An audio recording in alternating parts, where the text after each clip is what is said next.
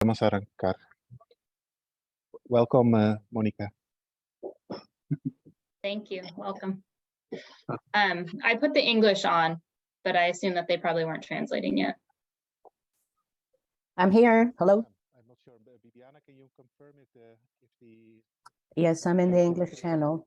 Can you hear me, Monica? Yes, I can hear you now. Okay, good. Perfecto. Muy bien, vamos a empezar entonces, ¿sí?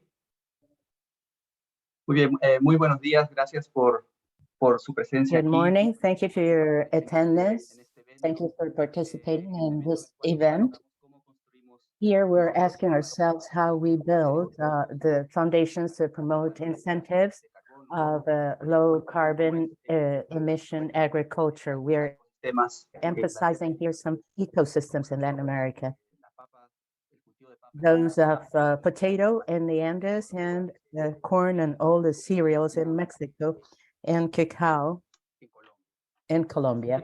Básicamente, Therefore, basically, what we're going to do is give you some guidelines about how we're going to develop nosotros this contamos con event. una traducción First of simultánea, all, we have simultaneous interpreting. el icono de interpretación. You Sí, have an icon, that's the interpretation icon. It's a world. If you feel more comfortable, you can speak in whatever language you feel more comfortable in, whether English or Spanish, and you just choose that icon. And also for the debate sessions, we can do this debate by raising our hands. You have a reactions icon there. You raise your hands and we pass you the floor so you can participate.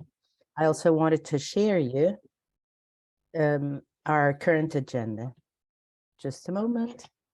This will show you what's the kind of work we're going to. We'll start by presenting this workshop. We're going to pass the floor to our colleagues from Bayer and our colleagues stepped in.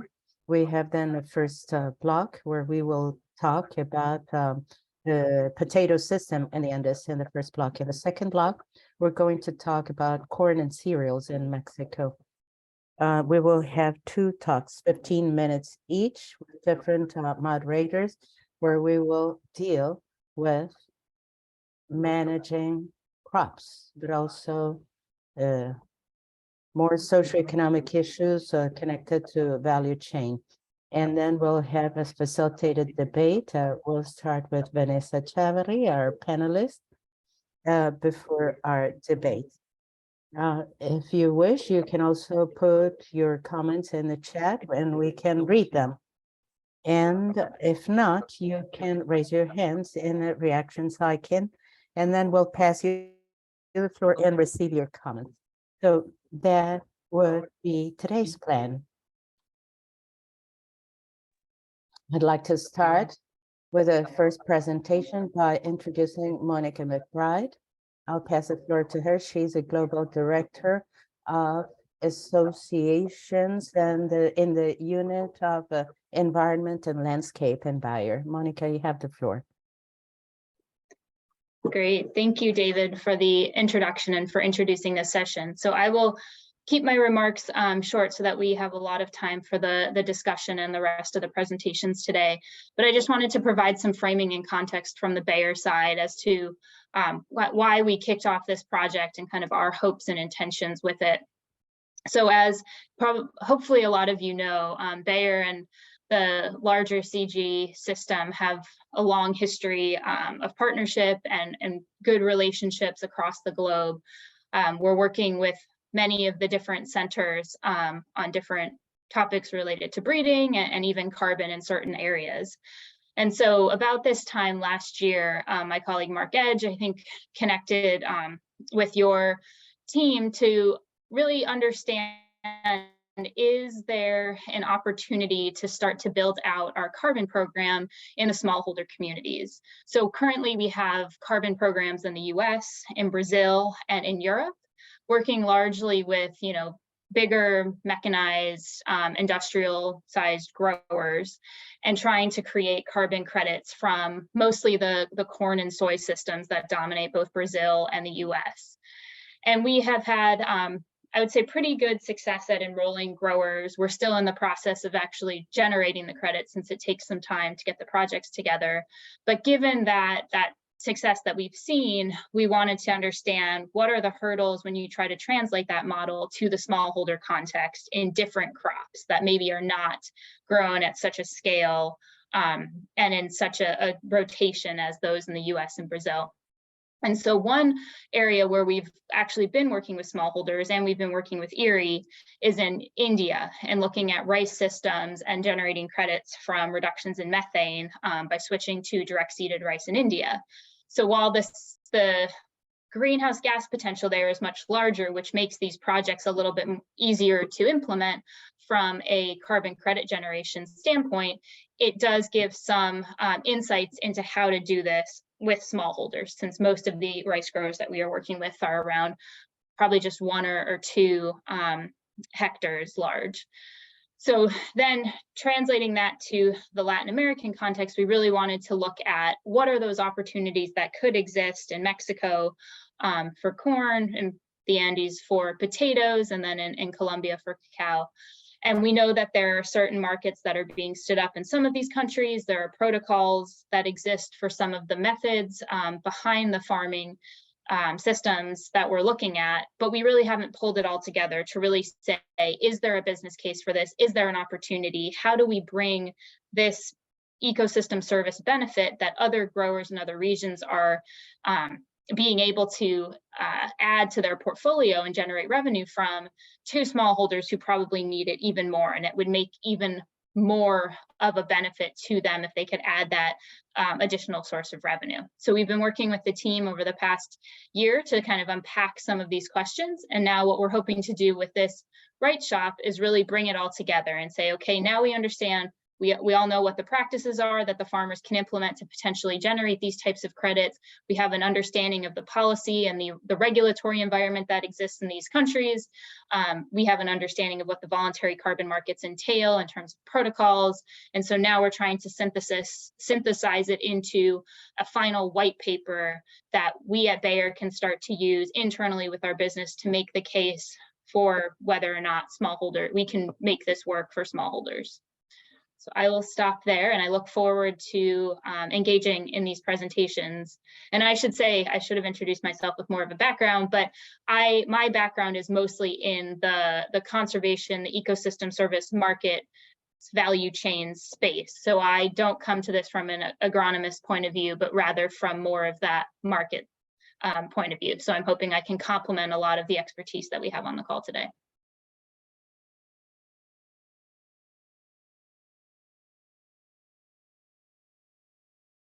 Thank you very much, Monica. Then now we pass the floor to Steph DeHaan, who is Senior Scientist in Agro-Food Systems, and he's a leader of the Andean Initiative of Potato. Thank you, David.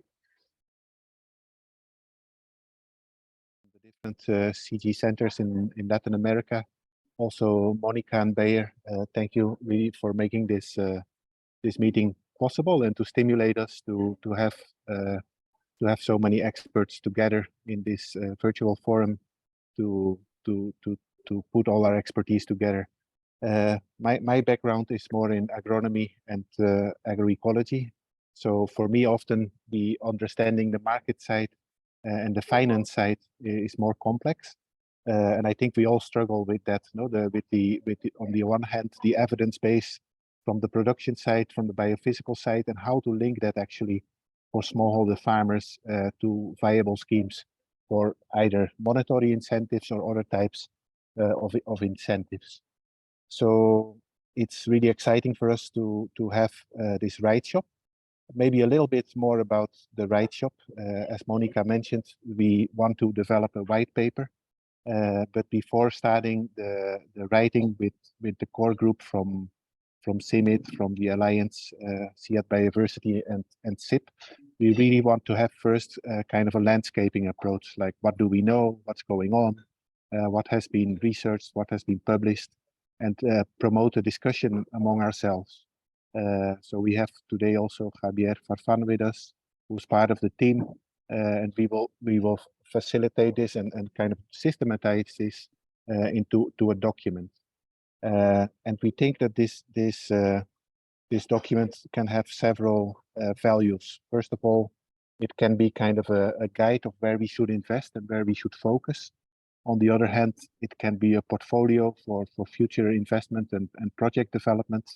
And it's also, I think, a unique opportunity in the spirit of the 1CG to promote collaboration with the private sector and among the CG centers in Latin America.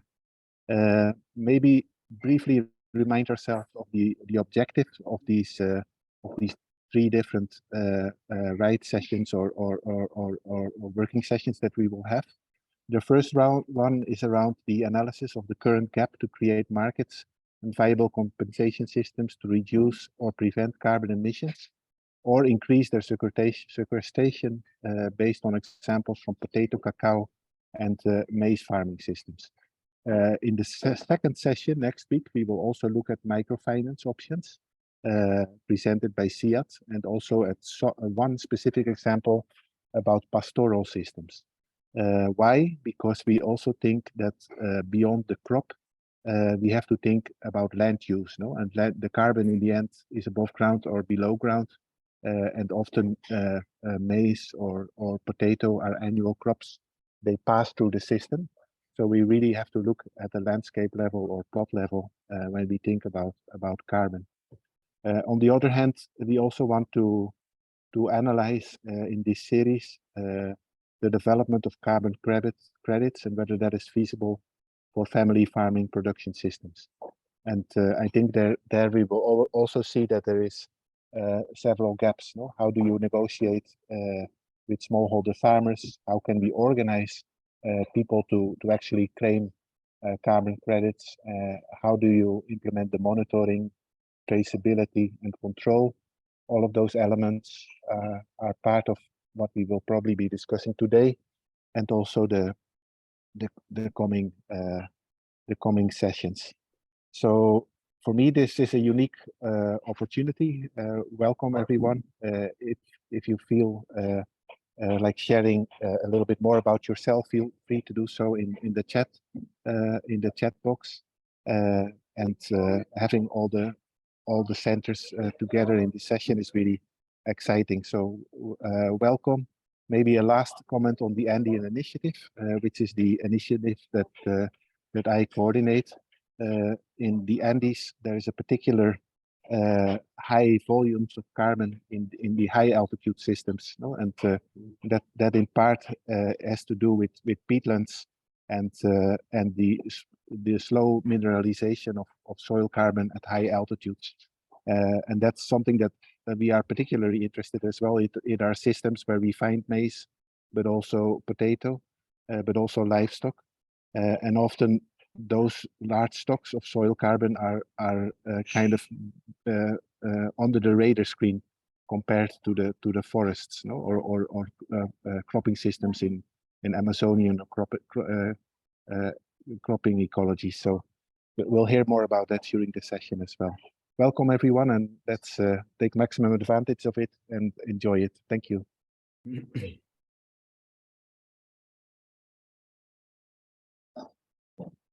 So maybe ahora le doy la moderación a Steph. Sí. So maybe with that we jump immediately into the first session, which will be focused on potato cropping systems, as David already explained. First one view from more the production and the biophysical side, and then a view more from the value chain and socioeconomic perspective. So let me first introduce David Ramirez. He's a scientist at the International Potato Center in the division of crop and system science at the International Potato Center. Originally from Peru, and many years having worked on different aspects of potato cropping, including water use efficiency, crop physiology, and now also part of the Excellence in Agronomy CG initiative. Please go ahead, David.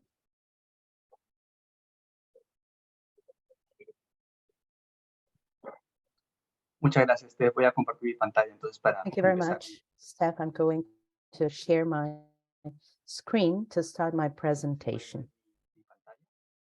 Can you see my screen? Please Sí, confirm. sí lo podemos ver. Perfecto. Yes, we can see it. Okay, very well, thank you. So I'm going to talk about biophysical aspects Acerca de las emisiones de carbono that we know concerning carbon emissions and soil carbon emissions in potato-based cropping systems in the Andes, particularly in Peru. So we need to emphasize something important. What do we know about carbon emissions, generally speaking, in the world in connection to emissions that occur when we produce potato?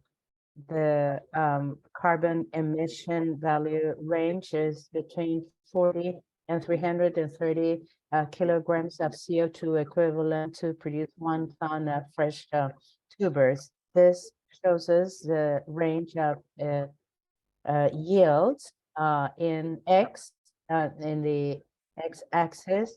If we have good inputs, we can reach more than 90 tons per hectare in potato production. In our conditions of family agriculture in the Andes, it is around 15 tons per hectare. What I want to emphasize here is that emissions are inversely related with the production of, or diversely direction with related with the production of this tuber. We need more energy if we want to produce more potato tons. This is why yield of tubers will determine these rates of emissions. The more yield, the lesser the emissions. If we think about the sources behind those emissions, activities that are related to production as the use of fertilizers, interaction of fertilizers with soil fuels for mechanization, etc. Well, in the case of potato, the most important source of emissions, of total emissions, is due to the use of fertilizers and their production, of course, and the interaction these fertilizers have with the soil, as we can see here. If we inspect the sensitivity and moderation analysis, it will tell us the same thing. There is an inverse relationship between the tuber yield and what we emit. If we produce men, carbon emissions will be higher. If we see a world map about potato emissions, and we are centered here in Latin America, concretely in the Andes, we see the red points that have to do with higher emissions, and this is due to the low yield we have in this area. So we're talking about the Andes, and we need to give you some context. What is this Andean region characterized by? This is the Andes range, mountain range. The areas of high production are the green points, and this is for native potatoes in the mountain range, and they coincide with poverty indicators, and they coincide with high climate vulnerability or environmental vulnerability because of steep slopes, erratic rainfall, stress due to low temperatures, etc. At the same time, these areas of high agrobiodiversity in the Andes coincide with areas where there are high carbon stocks. We have a map of carbon stocks in soil here, and the mountain range stripe coincides with high agrobiodiversity of native potatoes in the Andes and carbon stocks in the soil. If we map the agronomic practices that will allow to mitigate climate change, we can group them in these big classes: organic fertilization, some practices that will reduce soil disturbance, agronomic practices, water management, and management of agrochemicals. What's interesting in this revision, which was done for the Andes, is that we can find some of these practices in this taxonomy that can even increase the yield of tubers by more than 100%. So there are interesting results as from which with the use, for example, of animal manure, which is the case of poultry manure and chemical, well, in this case, plus chemical fertilizers, or the use of microorganisms inoculated in the soil together with dose of organic fertilizers that amend the soil, allow us to increase yield by 100% as compared to control conditions. This is a hope, and if we guarantee yield, we will reduce emissions, as we know. We made an essay with some demonstration practices that was done in the north of Peru, in the highlands. And in these treatments, we increased the use of organic fertilizers with decision support systems in other practices like mulching and mixed or combined crops with nitrogen fixers. This is the experimental design. This is treatment 1, control, where everything is conventional, as farmers usually do. In treatment 2, we started to test 2 practices that have been quite successful in seed technology. One is handheld decision support tool. It allows us to reduce pesticide applications, particularly for important diseases such as the potato weevil, fungi and plastic barriers for the potato weevil. We tested these 2 technologies that allow us to reduce agrochemicals. And in the following treatments, what we did was to start complementing with organic fertilization in treatment 4. Besides this organic fertilization complementation, we added mulching that is covering the soil. In this case, we used barley straw. And in the last treatment, we also worked with a bean intercropping system. These are some photographs of all that we did: organic fertilizers, mulching, beans intercropping, in this case with faba beans. And in this, these are the plastic barriers and the decision making tools that will allow us to decide on pesticide or fungicide applications. This is something we did in 3 localities: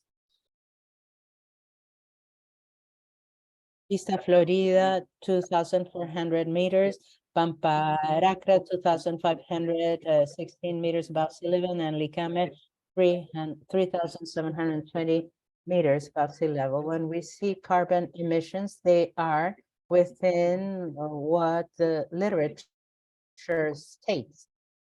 But in Vista Florida, despite the fact that we use the same treatments, we had less emissions. yields in this locality were larger. That's part of what I had commented concerning about higher yields and lower emissions. And what happens is that different places have different characteristics. The Vista Florida and Pamparacara, there farmers complement this with irrigation, which guarantees yields. In the case of Pamparacara, yields were lesser and they had more clay and calcium carbonates in the soil. That means less availability of nutrients. In the case of Licame, we have a soil that has more organic matter and porosity, which interacts with fertilizers. And this is connected to emissions because these processes will reduce oxygen and increase GHGs.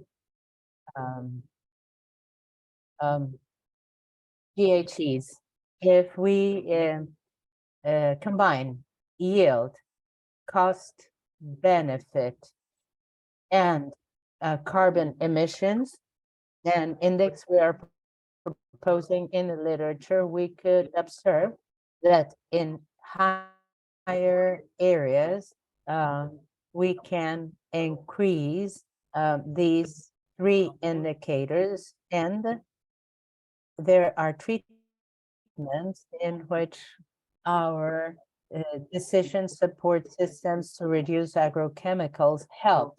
Also mulching and organic fertilization. So this gives us some indications. The first message is that the measures we adopt will depend on context. There is no single formula for all ecosystems.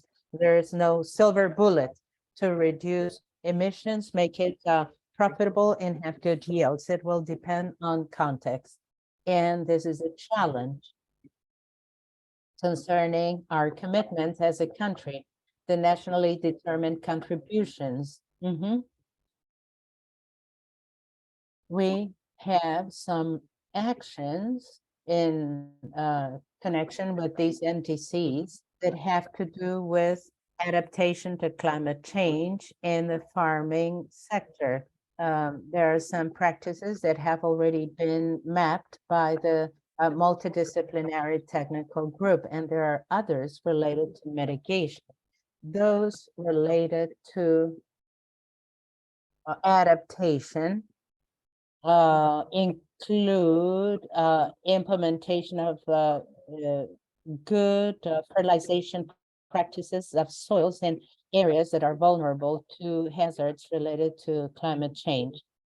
So we have to take this perspective to reduce synthetic fertilizers and increase organic fertilization through compost, organic manure, etc. And this fits very well with the results we need in carbon emissions. Now, to wrap up a little bit here, I'd like also to comment that in the Andes, the people are farming at higher levels because of climate change. This has happened with this root that is known as maca. It is a superfood. And in 2014 or 2015, it had an important market repercussion. It was started to be farmed in pasture areas. What are the implications of this? What we have is that these areas that are pastures at more than 4,000 meters above sea level are tilled, and the carbon that was inside comes out, and that carbon is exposed to microorganisms and environmental conditions, and it's released. When these lands are abandoned, they become degraded ecosystem. What are the implications of this in connection to carbon stocks? in high Andean pastures or grasslands, we have from 37 to 136 megagrams of carbon per hectare. We're talking about the first 30 centimeters. If we compare these carbon stocks, as in the study of by Zimmerman, we see that this carbon is as important as that found in tropical forests. And this is something we need to emphasize. We have important carbon reserves in high Andean areas where farming is climbing up, and we are exposing this carbon. This is a photograph in Abancay. Native potatoes were farmed here, but they are steep slopes and it wasn't a good idea. So now they are exposed and with no more activities, and carbon is released and soil fertility is degraded. As I said, potato cropping is climbing up the mountains. This is a cordon where bitter potatoes are sowed. In the work we did from 1975 to 2005, we need higher and higher areas for this kind of potatoes. The same thing goes here. If we compare 1975 to 2003, I'm sorry, 2013, it is farmed at higher levels, and this carbon is released, as we had commented before. There are studies that highlight that these rest areas can be improved in terms of nutrients and carbon. This happens with improved forage or fallows in the Peruvian Andes. We have seen that areas that rest of potato cropping can receive nitrogen fixers with some perennial grasses. We earn nutrients and carbon and increase yield. This is very interesting. And now, if we talk about pastures, we also have to talk about another activity included in the NDCs concerning mitigation. This is cattle grazing protection system management. Here we talk about rotations, resting periods with cattle, and restoration comes in to complement this with improved resting for the fields. So we have to move for agricultural mitigation practices, but guarantee good tuber yield. It has to be low emissions, but with good tuber yields. We have seen that depending on where, there are some environmental restrictions to this, and we have to face that. We have to avoid crop extensification. We need to work in intensification, sustainable intensification, particularly in the high Andes, and we need to use mechanisms to do so. We need to restore degraded landscapes and move to improved fallows. These are have to be well improved, and all of our actions can and should support our NDCs. These actions and projects should support our NDCs, our commitments concerning climate change. This is all I had said. I finished my presentation here. Thank you very much, David. We are running out of time, but if we have one or two short clarification questions, we can receive them now. If someone would like to ask any questions, just raise your hands. I see Miguel Ordinola. Yes, Miguel, go ahead. Hello, David. What you presented is very interesting. Just a couple of things. What varieties have you worked with in your essays in the La Libertad Highlands? In Peru, in other parts of the world, we have had problems to get fertilizers. In the case of Peru, Agro Rural is trying to implement one of the islas, which is bird drops, the seabirds drops. Do you think this is feasible? Can we reach scale? Because this issue of carbon has to do with scale also. So in how much time do you see this becoming feasible for Peru, in particularly for the Andes? Thank you very much. Miguel, in connection to the variety, we worked with Poderosa. It's a variety that was generated for that area. It's resistant to pests and has good yields. It can reach 50 tons per hectare. As for your question on how to move towards an organic farming, what data tell us is that this will be specific to different contexts. One of the things we have seen here is that depending on soil conditions, when there's a lot of calcium carbonate or when there is more clay, yield goes down. But in other cases, we were surprised because there was an interaction between fertilizers. In this case, we worked with poultry manure and organic matter in low porosity. Apparently, there was a process in which nitrous oxide would be released and increase emission levels. And then you think and you say, well, there's no magic formula. It's not just putting things and just that. We have to generate biospecific knowledge in each place and also see what are the implications in terms of emissions. And we're also using secondary information for calculating carbon emissions.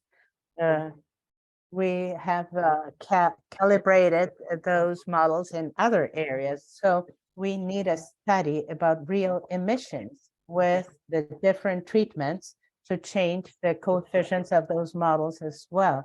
So there is a lot to research. It's not a short-term solution. Thank you. Any other last question before we go to the next presentation? Okay, apparently not. So thank you, David. Now I'm going to introduce Guy Aro, who will make the next presentation. Guy is leader of the Social Science and Nutritional Science Division. He's an economist, and he has worked in several areas of the potato chain, markets, value chains, impact studies, adoption studies, and also in approaches based on food and nutrition through agricultural production. So he's going to share with us his second approach concerning potato. You have the floor, Guy.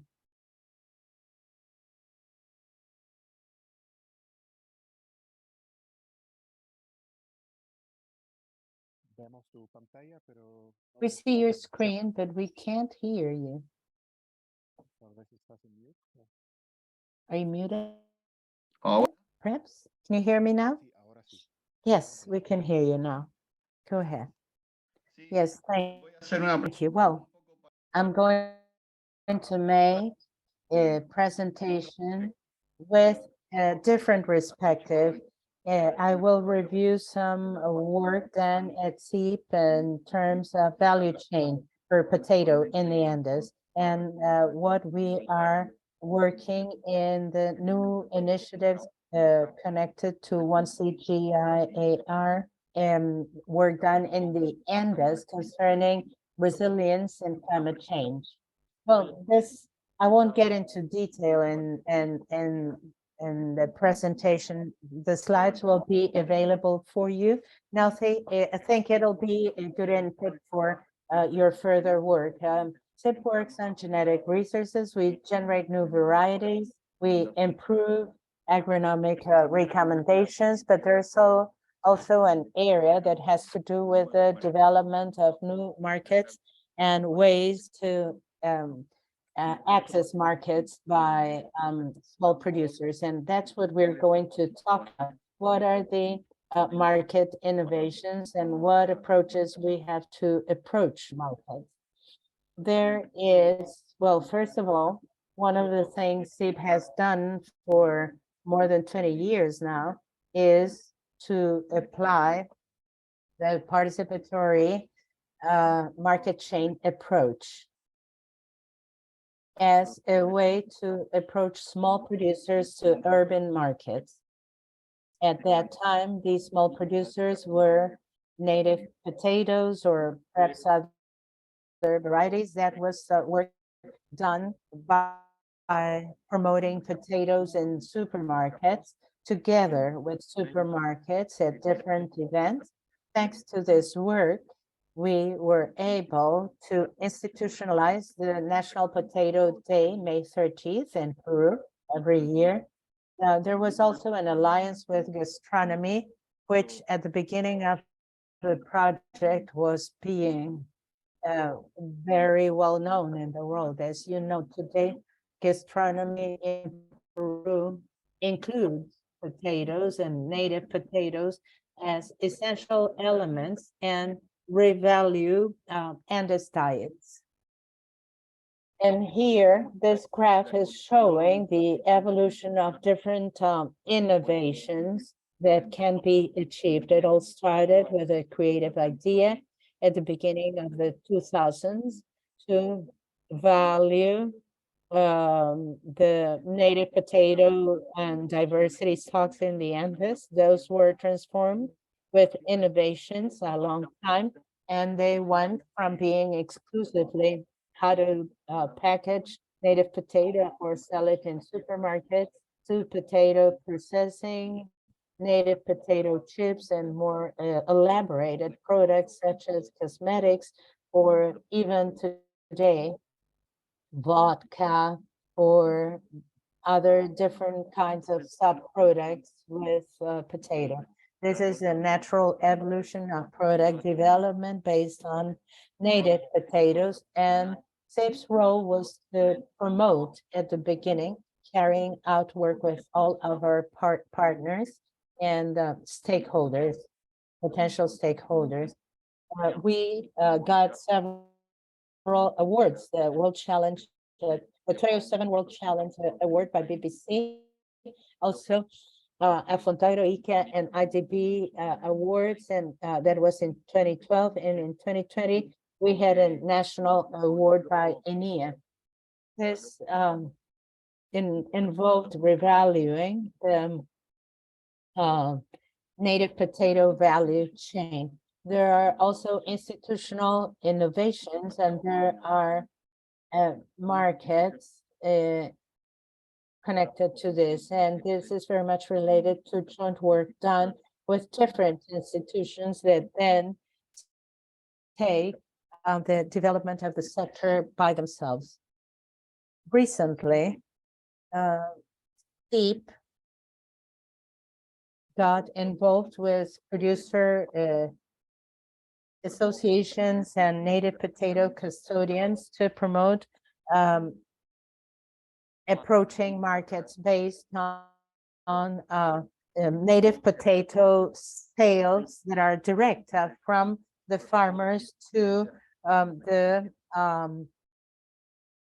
users without intermediaries through an app and they bring these products to the Lima market. This is work that has been done with custodian producer associations. The objective is to link consumers and custodians of native potato, and they are directly related through an app. These are examples of works done to value and revalue the entire potato chain in the Andes, particularly in connection with native potatoes.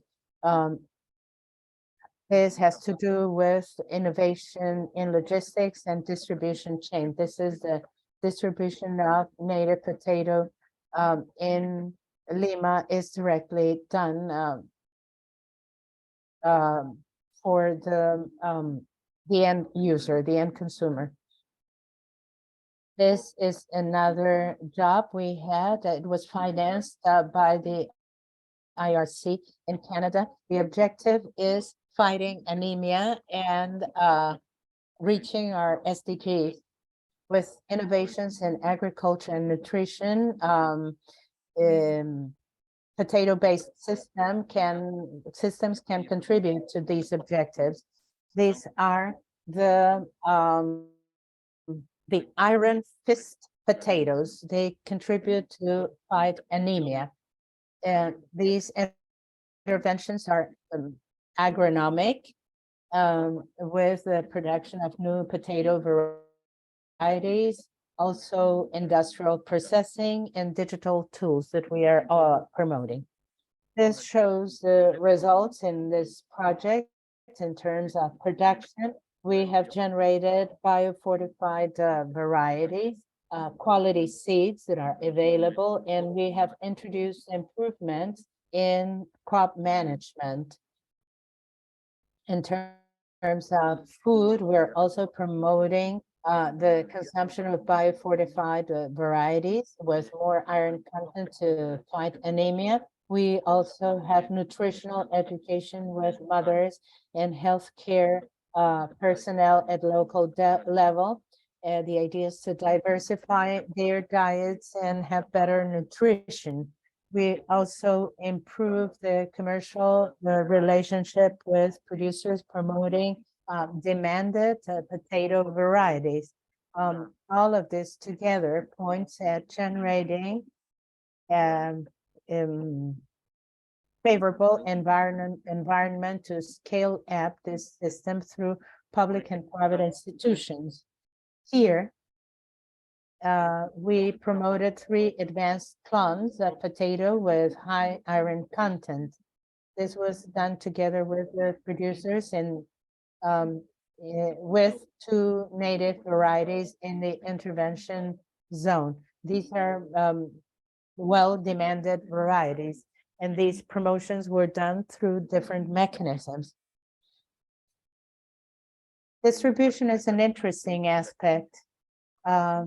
Potato seed distribution was done in alliance with social protection programs that the Peruvian government fosters nationwide. A system of vouchers was generated. Beneficiary families who were vulnerable families because they were women at fertile age, or they were children under 5 years of age. Well, they got these seeds of potatoes that had more iron, and these seeds were distributed to the families who came to healthcare services, where they also received nutritional information. So these are the characteristics of these advanced clones, and these were the relationships with the social protection system. In terms of nutritional education, we generated very graphic and educational information about the characteristics of a good diet, including how to consume these potato varieties. We also generated farming calendars for this potato cycle, and we generated nutritional messages every month. We also created a song that was disseminated in local radios and was quite popular. And all of this is in a context of intervention with vulnerable families in connection with nutritional education. At territorial level, we worked with all the players, social protection programs, regional governments, regional division for development and social inclusion, also district health care instances, etc. The last point I'd like to mention is Latin Americans and the Andes challenges in connection to environmental development and the intervention of SEEP and new initiatives within the framework of one CGIAR, something we do with other colleagues, other institutions, and other CG centers. Latin America is important because of its biodiversity and forest reserves, and because of the role of its agriculture in terms of use of resources, gender roles in Latin American farming too, and climate change impact, particularly in Andes. We are intervening or participating in Resilient Agri-LAC with agro-food systems for mitigating climate change with policy instruments such as RED Plus and mitigation and adaptation actions to incentivize Latin American and Caribbean countries to reach those goals. Also, the 2022 topical prioritization has to do with rural economies, agro-biodiversity, water biodiversity, and nutrition.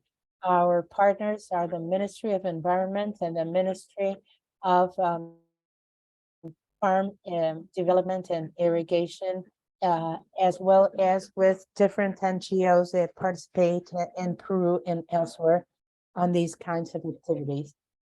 In terms of Resilient Agri-LAC, the work we do is we select the best innovations with a nutrition approach. We're looking for inclusive digital systems for agronomic technical assistance and for managing risk. We try to develop agro-food systems to reach mitigation and SDGs targets.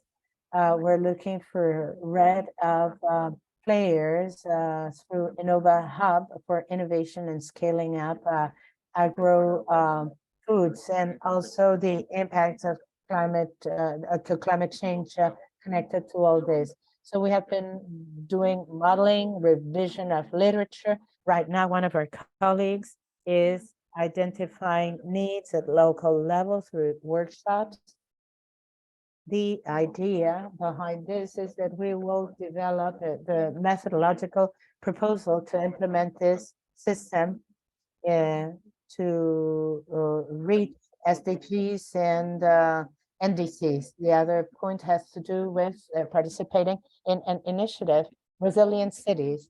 It is related to how to link urbanization and urban market demands with agriculture, thus preventing disconnection between urbanization and farming development.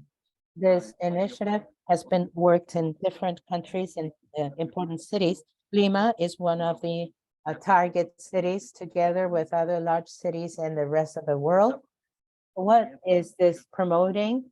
Efficient and healthy nutritional food production in cities, the development of urban markets of inclusive and profitable foods, promoting biocircular food systems for the use of food and organic waste, promoting healthy diets for adolescents, and improving research and innovation capacities. In the case of Peru, we're developing business capacities among the youth, for developing urban agro-food assistance in the more marginal or critical areas. These are areas in the slopes that surround Lima. There's also a link with the soup kitchens in the most vulnerable areas in Lima. Also improve formal and informal urban food markets and rural urban supply chains, trying to strengthen these informal markets and reduce loss and waste of food. These are the activities we are carrying out basically in Lima. We try to identify the markets we work with. We map them all. We analyze supply and demand for agroecological products in urban and peri-urban areas in Lima. And we try to promote innovations in those markets, strengthening them, making them more sustainable and reaching their objectives. This is what we had to present today. Excuse me, there were many things in little time, and with just a few slides, I wanted to show you all the instruments, strategies, and approaches we use. Thank you, Steph. Okay, thank you very much, Guy. As in the former session, I suggest a couple of questions. If there are clarifications needed for Guy.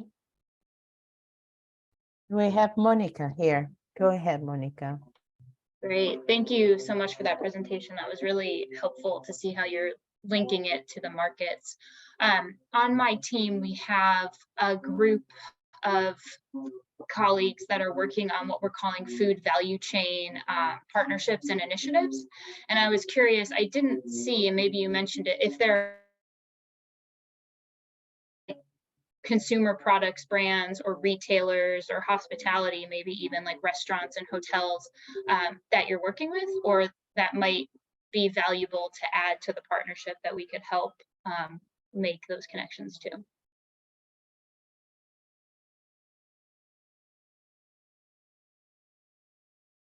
Yes, thank you, Monica, for your question.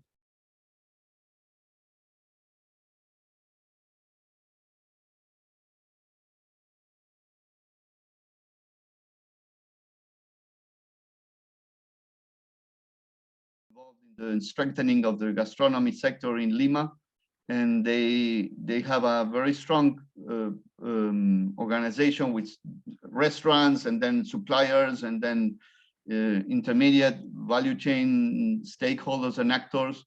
So I'm thinking that that could be one of them, but we can discuss with other colleagues and suggest others that might be maybe better appropriate for your project. That's the first one that comes to my mind, but there are other people like Stefan and even Miguel Ordinola that can also help to answer your question. Or we can also send you more with more thinking what could be others as well.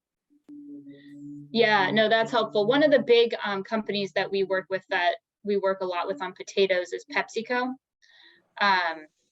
given the chip angle, and they are really interested in transitioning their supply chain to more regenerative, more climate smart practices. So I was just thinking, if there was an opportunity there, while it's not technically the like carbon credit offset market, we're actually seeing a lot of opportunities in this value chain space to provide some sort of cost share back to the growers or more support to the growers.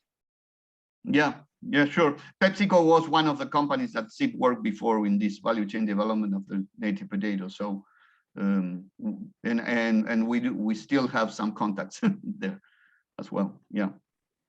Great. Thank you again. Okay, thank you. Miguel. Okay. En la misma línea, Guy, de lo que... In the same line, Guy, as Monica was asking. Digamos, la lógica de lo que está conversándose ahora es cómo llegar a un escenario... In this logic, how can we reach a scenario in which we can also reduce emissions. In the case of impact potato in Peru, there are 3 segments, native, yellow, and white potatoes. And David was telling us that the biggest emission factor was fertilizers, particularly nitrogen fertilizers. We have seen this with this crisis. Mechanization, which is not too big in the highlands, and irrigation using energy, which is not very important in the highlands. So if you segment this market, where do you see more opportunities? If we think particularly about scaling up these segments, the segment more related to use of nitrogen and mechanization is white potato. And white potato is what we use most. And also there is potato used in the coast in which they use energy for irrigation. And you have talked about working with processing companies and supermarkets. And there are also companies that are working on these aspects. Now, if we talk about all this, how do you think these companies can be connected to these issues, local markets and international markets? How can we attract private companies to differentiate products? Well, yeah, let me see if I can start to answer your question. Well, the first one is connected to segments and opportunities. I think that in the case of potato, intensification mentioned by David is important, particularly preventing extensification. So there are opportunities in the 3 segments, each one with its own specificity. The idea is to accompany them with sustainable intensification practices in all 3 segments. Of course, in the case of native potato, which is the one produced in the more marginal soils, the highest and more vulnerable ones, perhaps the approach is different. And we'd have to take that into account. And they aren't the same intensification systems as white potato in the Peruvian coast. So there are specificities that we need to understand. And also in each segmentation in Peru. The second question, I can't answer it completely. Creo que tiene que ver con la institucionalidad también, con lo que decía Mónica. It has to do with institutionality too. Also with what Mónica said. Esa pregunta misma and perhaps you are the most appropriate person to answer that question. Involucrar al sector privado, evidentemente, en este tema de mercados de carbon. Involve the private sector in carbon markets. They have a fundamental role. In the case of my presentation, the challenge is to look for a private sector that can become a key partner to drive carbon markets in the potato sector. I really don't know. But I think that's a challenge. Look for a key partner to drive this in the potato production. One more thing, perhaps. I was asking this because I'm evaluating coffee, cacao partnerships. It's an IDB project, a 6-year project, $30 million invested. And here we can see how the private sector can become involved. In coffee and cacao, it's very clear, but in palm, it's complicated. Perhaps we should talk a bit later about cacao in a session that is programmed for later on. And the big challenge is how to work with private companies and the financial sector, where social banking is an important point for our evaluation. In the case of potato, we would need to build a number of things, but there is a potential there. Yeah, sure, Miguel, thank you for your contribution. Yes, very rich inputs. And also the complexity of foods in the informal food market as compared to more formalized international market chains. It's a very different challenge, but this is something that we will need incentives for with very different schemes with their own complexities. But we'll keep this for the debate part. We're running out of time. And now I pass the floor to David for the next section on cereals and corn. David, you have the floor. Thank you. Moderation will be done by Samuel Flores from CIMMYT. Samuel, we pass you the floor in camera. Oh, excuse me. A todos, me permito presentar a nuestro primer ponente. Good morning, everybody.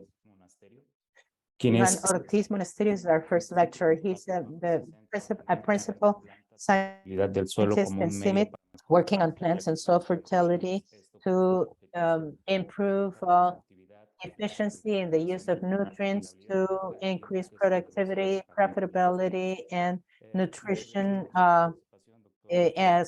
while at the same time we reduce environmental impact.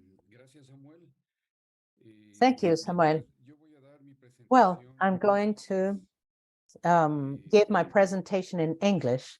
So why is CIMMYT interested in nitrogen use efficiency?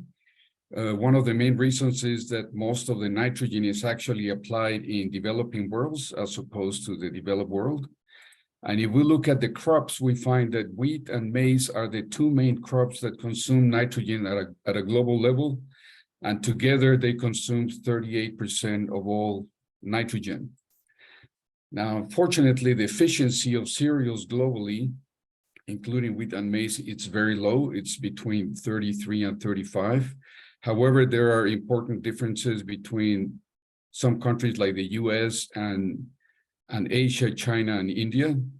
Although also within developing countries, there are very important differences, like Africa, it's more nutrient mining rather than efficiency.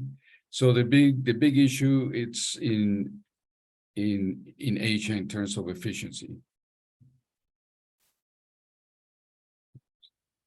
So this is the Yaqui Valley. This is where CIMMYT started its work on nutrient use efficiency, or specifically nitrogen use efficiency.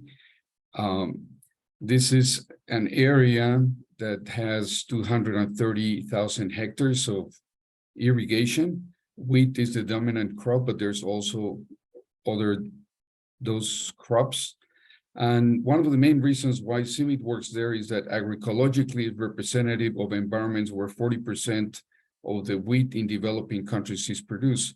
Therefore, we feel that the lessons that we learn in this location can be transferred to many other parts of the world.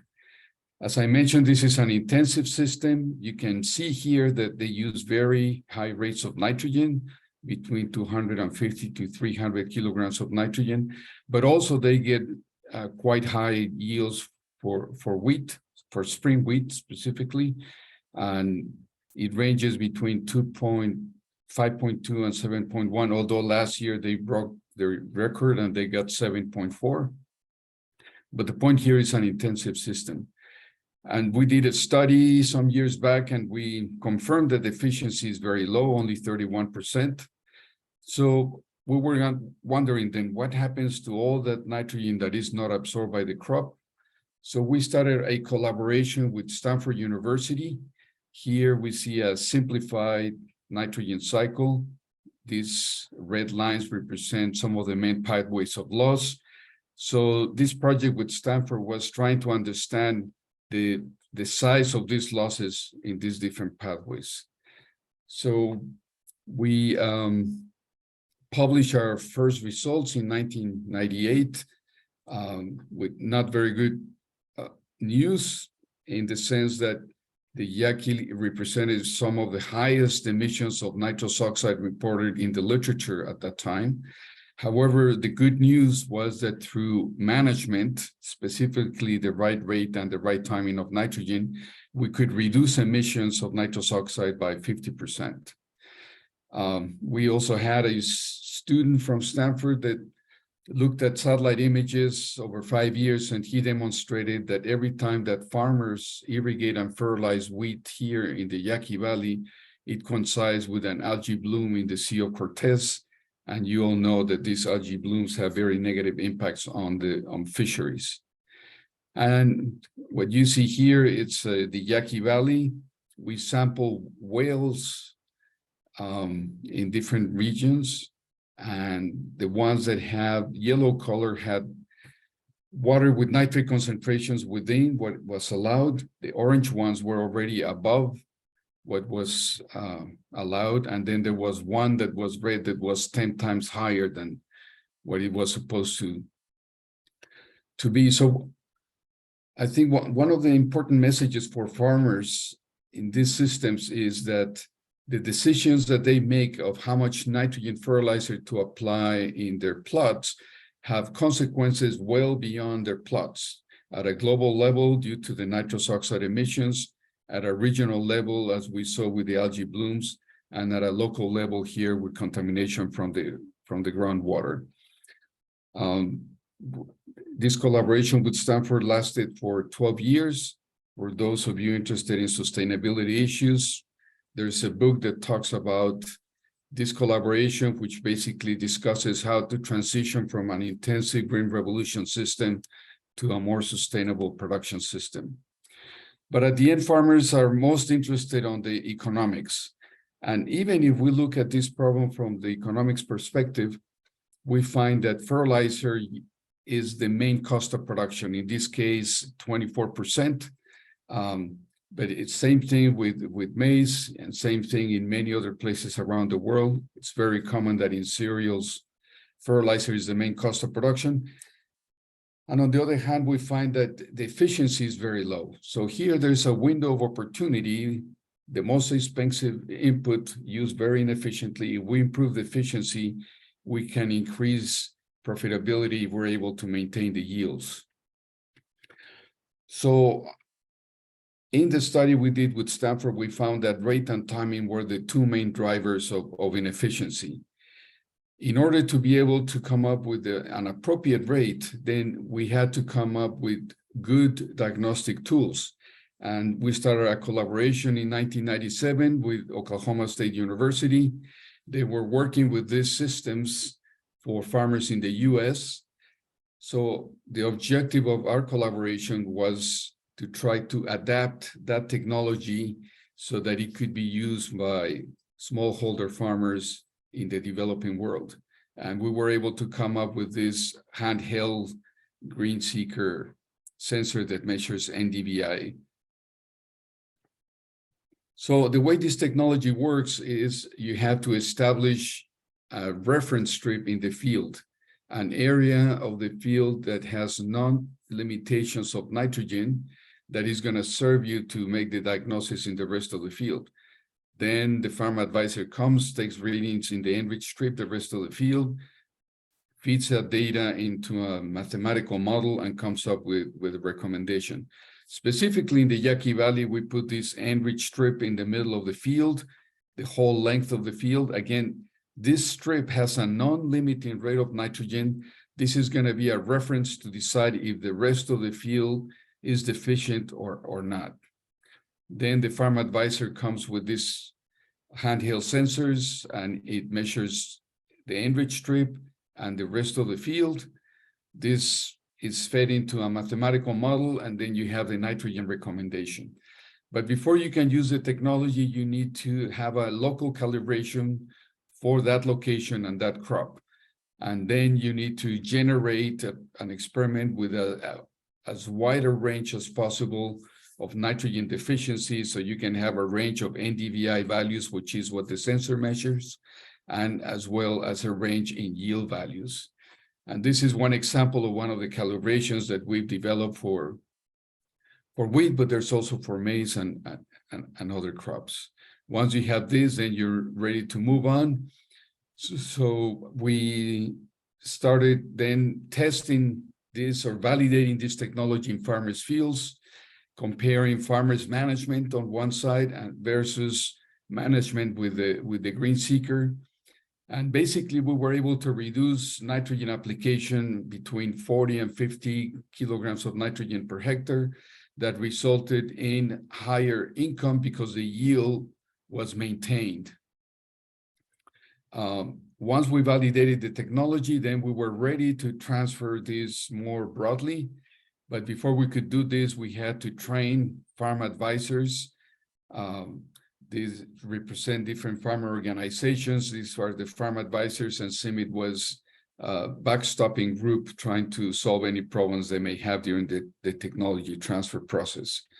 So here is 2002, 2003. That's when the first farmer tested it. Then we had 3 years of validation, and then we had the technology transfer and adoption of this technology. This publication summarizes the 8 years of technology transfer where farmers were able, on average, to save $37 per hectare, again, basically by reducing the nitrogen rate and maintaining the yields. This was equivalent in terms of the reduction of nitrous oxide emissions of removing from circulation 2,000 cars per year. This technology was also transferred in other areas of Mexico, in the Mexicali Valley, which is just south of the Imperial Valley in the US, and in central Mexico. Here, we use different extension systems. In the Yaqui Valley, it was farm advisors that work in the farmer organizations, while in the state of Guanajuato, the farm advisors work for the state government. And in the Mexicali Valley, these were private farm advisors that were providing the service to the farmers. And the results are published in this recent publication with Daniel Lapidus. So after we worked on trying to develop this technology to make it more affordable, then we started looking at other platforms that also measure NDVI, like drones, planes, and satellites. Together with my colleague Urs Schutles, we developed this tool called GreenSat. It uses images from a satellite called SPOT. It's a French satellite. The Mexican government made an agreement with that company. They built an antenna in Mexico to download all the images from Mexico. And we made an agreement with them, and they provided these NDVI maps from several regions. And the way the tool works is, here is a farmer's field. Here you can see the enriched strip. This blue color represents higher NDVI values, which means bigger, more vigorous plants. But with this tool, you can draw the perimeter of any area. Specifically here, we did it for the enriched strip, and automatically calculates the NDVI of that area and puts it here in this box, which is the calculator for the nitrogen recommendation. So in the past, farmers had to walk this area and then walk here and enter the data here. Now you can do all that just by drawing the perimeter of the different areas you want to diagnose, and it automatically gives you a recommendation. The problem was that it only worked well for 1 year. The problem was that the first priority is national security. The second priority is natural disasters. The third priority is they need to make a mosaic of Mexico every so many months. And we were in the fourth priority. So the bottom line was that we didn't receive the images when we needed them, or when farmers really needed them to make the recommendations. But we're thinking of maybe moving to other satellites like Sentinel-2 that are also free, and that we could receive the information on time. So we've also tested measuring NDVI in a platform like drones. We tried different cameras. The ones we're more satisfied with is called the Sequoia camera, that gives us a very good correlation between NDVI from the green seeker versus the drone, which means that those calibrations that we develop for the green seeker, we are able to use them with the drone. And this is the calibration for maize. The previous one was for wheat. And right now we're working with a private company called Rotopixel. They provide the drone service. Currently, they are diagnosing approximately 1,000 hectares, and they charge about $6 per flight. If you remember, in the 8-year study, the benefit was $36, so it seems like $6 per hectares. It's an affordable rate for farmers to use. And one of the interesting developments now is that with the increase in the price of fertilizer, farmers are wanting to start implementing this technology again. And also another new development is this responsible sourcing. And in this case, Munza is a company that buys wheat from farmers, but they want to be able to put in their brand that they are doing it in a sustainable way. So they're coming to us to help them implement these new technologies with farmers.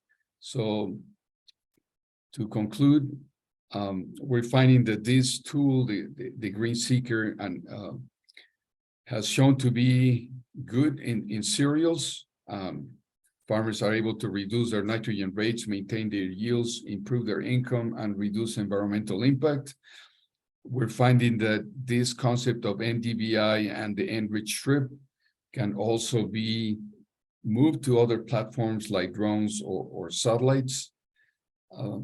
Another important lesson was that although farmers were making $37 more per hectare, it wasn't an incentive large enough to maintain them in the program on their own.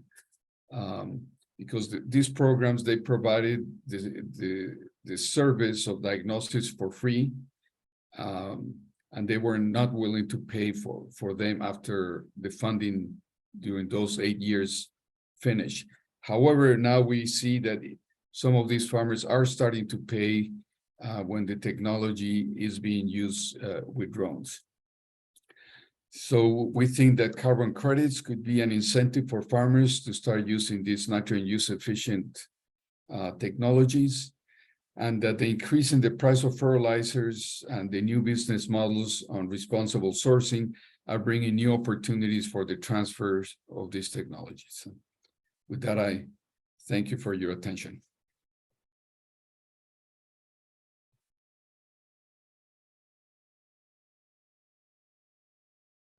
Muchas gracias, doctor Iván. Demos espacio para un par de preguntas. Thank you very much, Ivan. We have some room for a couple of questions.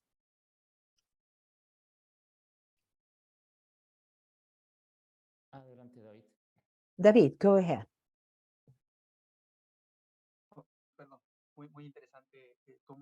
Very interesting. It's very interesting to see how technology can help us to optimize resources in the so-called precision agriculture. It's interesting to know that this can also be accessible for small producers. My question is, did you do studies where other strategies for retaining nitrogen, like nitrogen fixers or intercropping, could we also increase this efficiency at ecosystem level?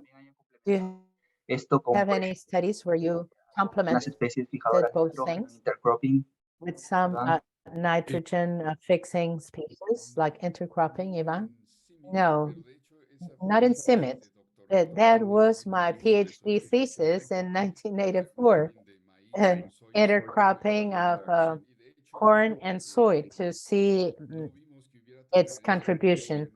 We didn't see any nitrogen transfer from soy to corn when we did intercropping. In fact, Como But comentó we have done many other otro, studies, as I commented. There are 4 pillars that agronomists work with to increase nutrient efficiency, like correct doses, timeliness, etc. And we have studied the 4 eficiencia cuando los factors, manejamos and they más all help us increase efficiency when we work with them more appropriately. What I can tell you, particularly for corn, is that we have been using green sino sería más fertilizers. It's not so much intercropping. I think it's called relay cropping. This is something that is sowed in the last stage of corn development, so they can profit from the residual humidity pueden utilizarse of the como last alimento para el stage ganado. of corn. They can be used for fodder or be Parecen estar funcionando. incorporated as nitrogen source to the soil, and they seem to work quite well. Thank you. Adelante, Mónica, por Thank you. favor. Thank you. Monica, you have the floor.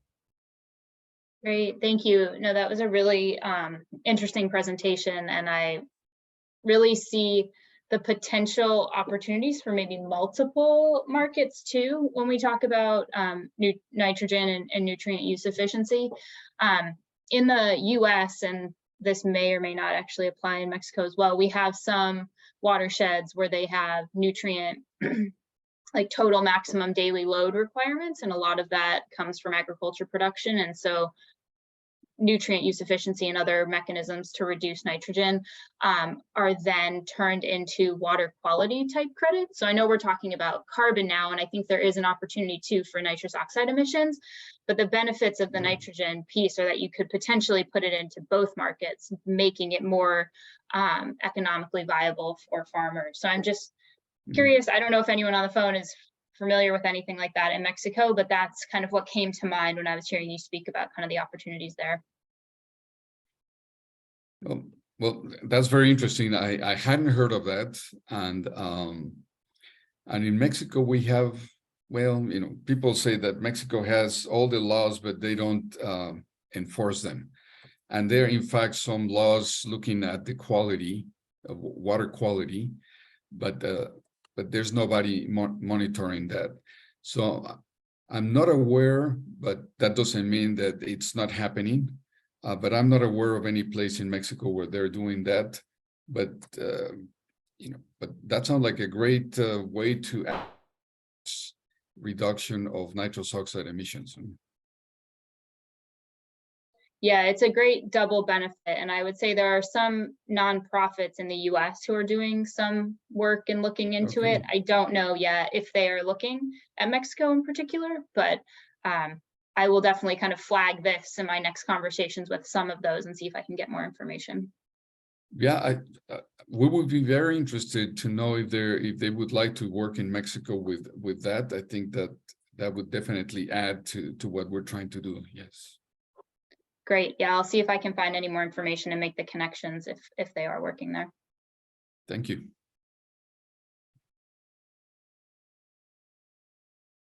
Muchas gracias. Bueno, pasaremos a nuestra segunda ponencia. Thank you very much. Now we go presentada por to our second Ramiro lecture. This will be presented by Ramiro Ortega, who is a specialist on sustainable agro-food systems in CIMMYT, Mexico. He is strategic advisor on climate Adelante con su presentación. initiatives and agriculture. Ramiro, go ahead with your presentation. Thank you very much. Good morning, everybody. I'm thankful for the invitation Quisiera iniciar esta presentación. and sharing this with you. I'd like to start my presentation. Do you have my presentation? Sí, si gusta, puedo compartir. Yeah, sure, I can share it.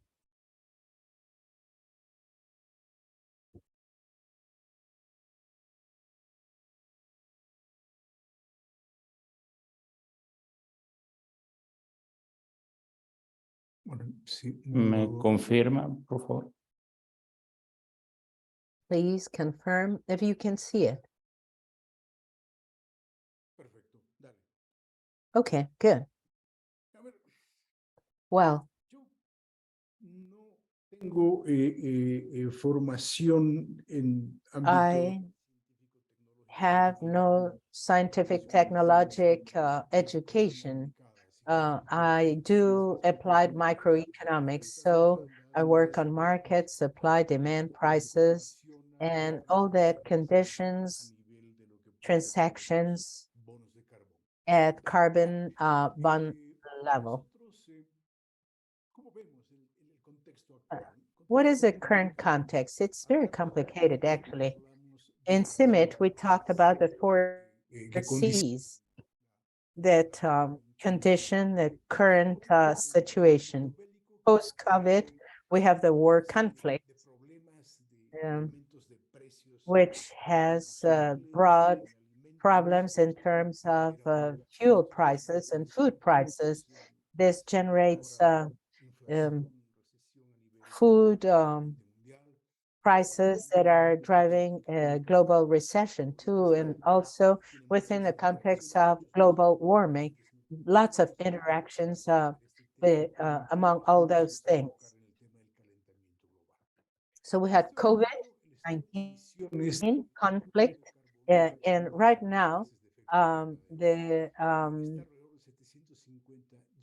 stock of emissions of CO2 in the atmosphere is about 750 gigatons of CO2 equivalent.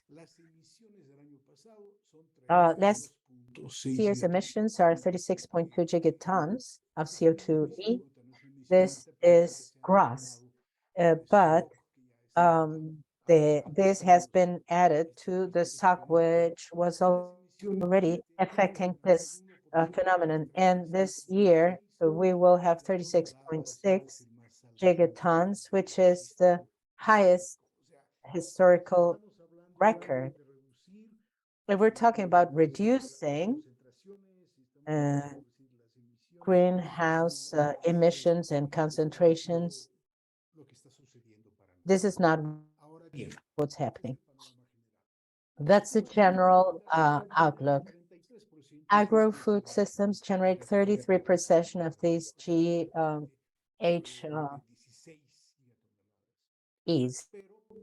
around 16 gigatons, and they receive just 3% of public financial resources, about $9.3 billion,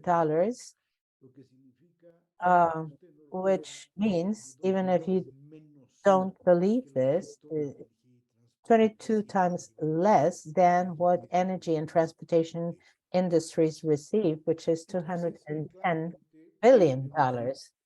Clearly, we have two options. One is access to resources, subsidies that can be domestic and or international, bilateral, multilateral, etc. And whatever we can get is resources that will go fund our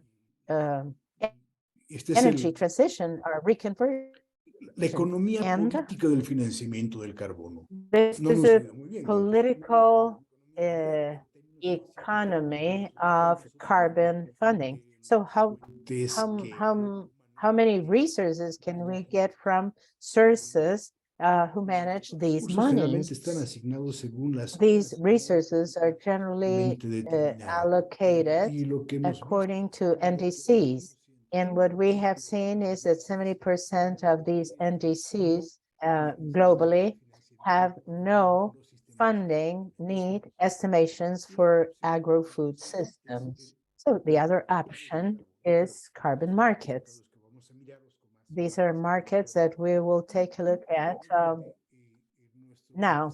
And obviously, our big challenge is how to have more competitive agro-food systems to attract resources aimed at financing climate conversion, that is financing low carbon agriculture. This, however, implies a triple challenge. First of all, reducing emissions. Second, increasing absorption of SHE, and third, improving small rural producer living conditions, a fair transition, which is what we want to generate in the following years. Let's go ahead, please. The two carbon markets. And it's very interesting. We have the mandatory ones. They are organized, regulated, and controlled by governments. They come out from all these multilateral agreements in the last years.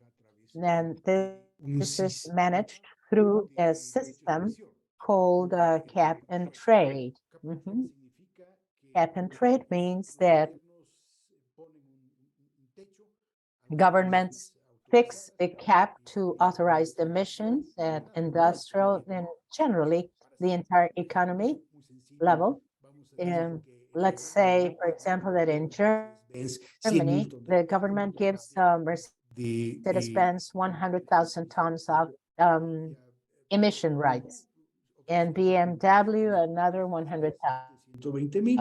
Mercedes-Benz issues 120,000 and BMW 80,000. So BMW sells its savings to Mercedes and compensates its inefficiencies for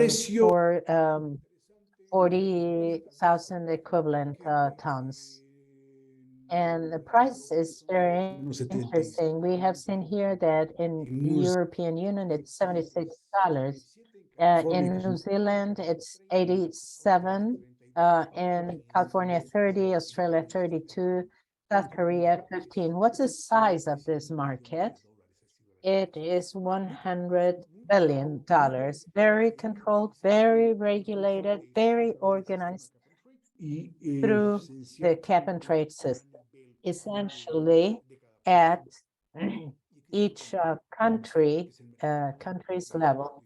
And then there's this other market, the volunteer market, the carbon volunteer market. They are not regulated.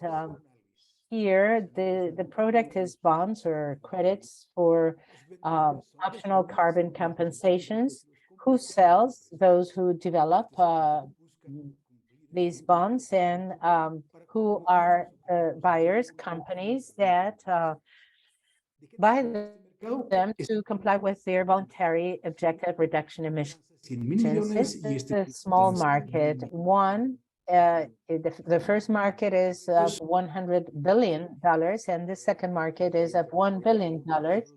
The problem here is that bonds based on nature are at $5.50 and based on technology 1.50.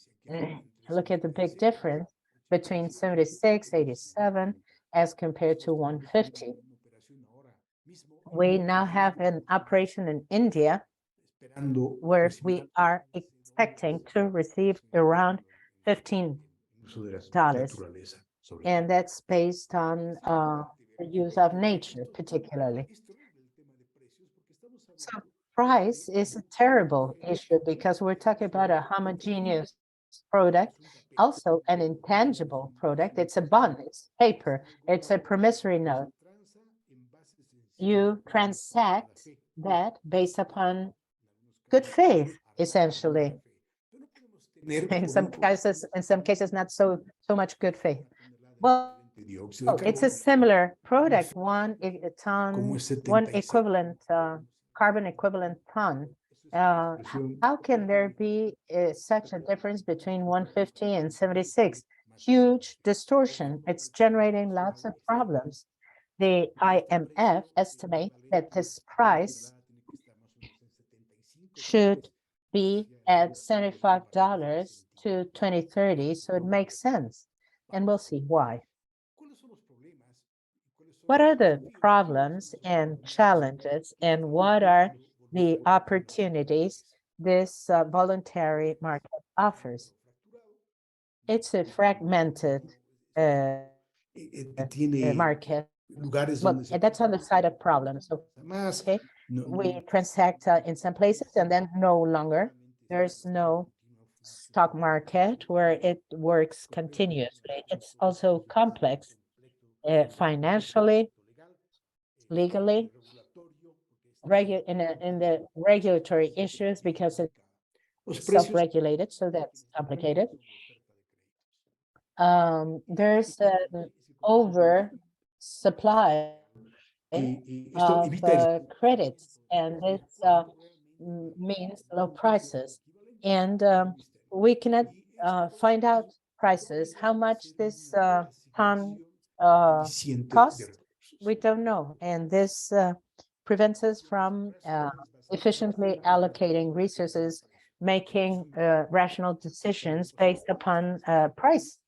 It's a very opaque market. It's not transparent. All the information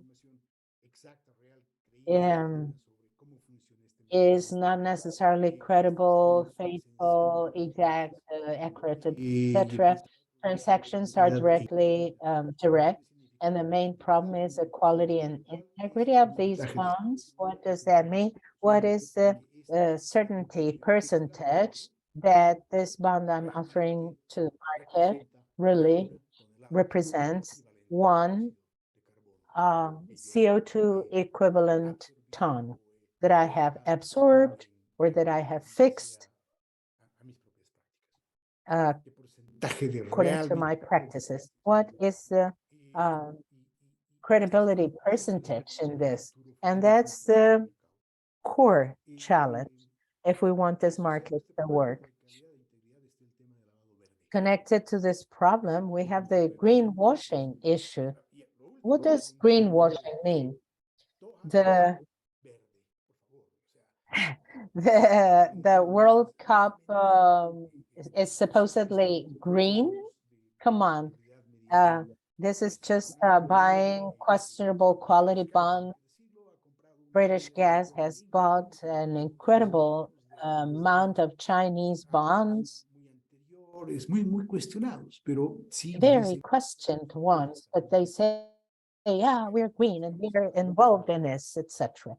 So let's go on. What's happened? More than 700 companies out of the 2,000 largest corporations in the world have adhered to the commitment of zero carbon emissions. And this has generated a huge demand for all these bonds.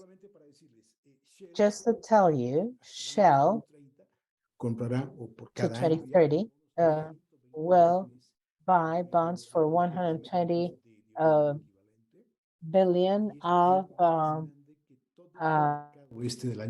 CO2 equivalent tons, and that's the size almost of all of Latin Americans' emissions. You see, it's a huge size. This has generated great concern in markets, and right now we are seeing a transition in these markets, which will essentially become not regulated, but they will have very clear and important parameters. Well, the stock is 750 gigatons of CO2 equivalent, and to reach the 1.5 to 2 degrees target in the Paris Agreement, we estimate demand between 7 and 13 gigatons per year of these bonds, and the offer should go from 8 to 12 gigatons per year to 2050. This is every year and annually. For these bonds to become a credible mechanism with the objectives debated every year in different COPs, and the last one in Egypt, well, this market will have to offer high quality and integrity bonds. If not, it'll be irrelevant. It won't help. What is the strategy we need to apply in this transition then? First of all, we need to create definitive global standards and governance organizations to supervise and update them. In terms of offer, those who sell these bonds will have to generate quality standards, and these should be credits that are that have quality and integrity, and they should be based on scientific testing. On the side of demand, buyers will have to use these credits not instead of decarbonizing their value chains, but as from credible decarbonization plans of their own chain values, thus preventing greenwashing. This will help the market to work transparently, generating liquidity that is mobilizing resources to efficiently and effectively transact and contribute to the solution of this problem. These are the 10 principles that the Integrity Council for Carbon Voluntary Markets, CICBCM, establishes. They used to be 5 principles, now they have increased them to 10. We have transparency, particularly, and solid or sound quantification based on rigorous scientific methods. We should no longer have these bonds. We don't know what is in them. They won't be accepted, and they will need to have safeguards concerning impacts and sustainable development. So co-benefits in terms of the use of water, indigenous peoples, biodiversity, etc. So that this is not only a credit, but so that it brings positive impacts to the environment. That's on the offer or on the supply side. On the demand side, well, I'll leave these 10 principles for you in the slides, and you'll have the slides. Now, on the side of demand, who can buy? This is very much related to the credible use of these bonds. There are 3 certification levels. That's gold, silver, and bronze, according to reductions in value chains of companies that will buy these bonds. And the neutral carbon certificate can be used only for companies that have serious accomplishments concerning those plans that have to be public and proven concerning reduction of GHGs. A very complicated issue. It's very current. Some companies have adopted these new rules, Microsoft, Hitachi, Mahindra, etc., are already adopting these new procedures.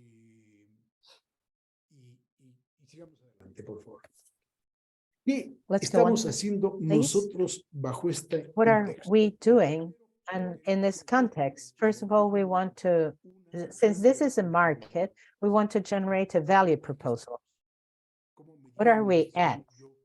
How am I different with my proposal from other actors? In our proposal is that with science-based technologies, provide technical aid in our approach centered in producers participating in carbon markets by generating carbon credits that are highly that have high quality and integrity through a financial tool capable of tackling 3 challenges. First, of course, increase sustainability, then increase inclusion, and then improve resiliency of small producers. So producers are remunerated for providing environmental services. They reduce emissions and increase sequestration. We emphasize regenerative agriculture, which implies a reduction of emissions al mismo tiempo. and an Y absorption at the same time. And these en two la deltas can very well work in de combination la reducción y absorción del dióxido de to carbono. achieve our commitments. Improving resiliency of small producers will help them access new, improved agronomic practices, thus increasing their resilience. Now let's go to the final question. We know that ethics, the bond quality, will be the DNA of this new architecture. There are two questions around that. Can we develop and validate procedures to monitor results of carbon fixation through dictation and soil sampling and develop their respective methodologies? I think my friend and colleague Ivan Ortiz Monasterio has referred to this. We are working precisely on this. And we're trying to generate these methodologies to start working in a practical way to access these markets. The second question is, can we offer carbon voluntary markets the more reliable and cost-effective estimator based on rigorous scientific procedures so that quantifying reductions and absorptions of GHG through our value proposal? The answer is yes. And cost-effective here is very important because the marginal cost of increasing the credibility degree is much higher or ever higher. We need to, perhaps we can't reach 100% of that now, but we can reach a high range, and that is very seriously underpinned on scientific and technological aspects so that we can definitively generate competitiveness, because obviously if we start to transact at 1.20 or $4 right now, we won't be able to cover costs. It won't be important. It won't be significant in terms of generating motivation for small farmers to keep their sustainable practices for a long time. And finally, I leave you with the roadmap. This is a step-to-step for generating and transacting carbon bonds right now. We can leave that for some other opportunity. Thank you very much. Could you hear me? Hello? Thank you very much, Ramiro. I don't know if someone has a question. Please go ahead if you have a question. Sinceramente me asusta no tener preguntas porque es que o he hablado todo perfectamente bien o he hablado Did I todo. say everything perfectly well or perfectly wrong?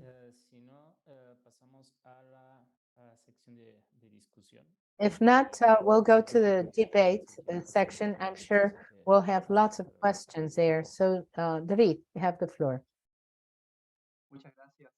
Thank you. Thank you very much. All this talk has been so interesting, very rich. Thank you, Ramiro. Just to frame this, we have invited a panelist. She's Vanessa Chavarri.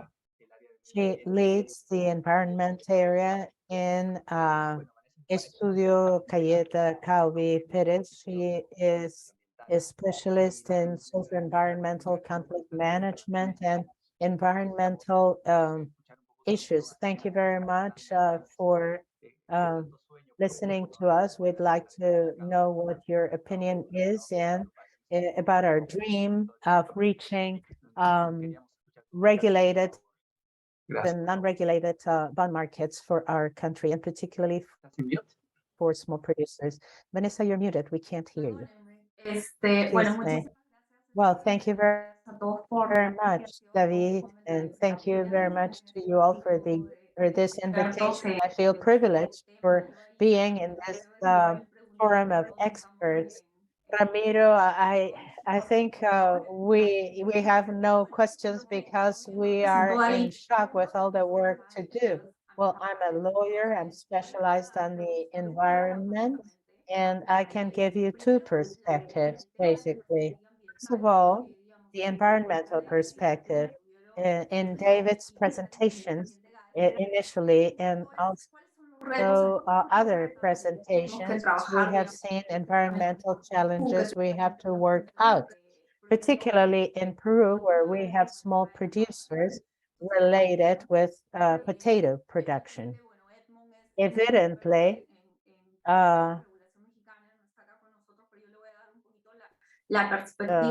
Edmund, which is the expert on Mexican regulation, is not here with us, but in Peru, when we talk about farming, we sometimes think that farming is not related to pollution or generating carbon emissions.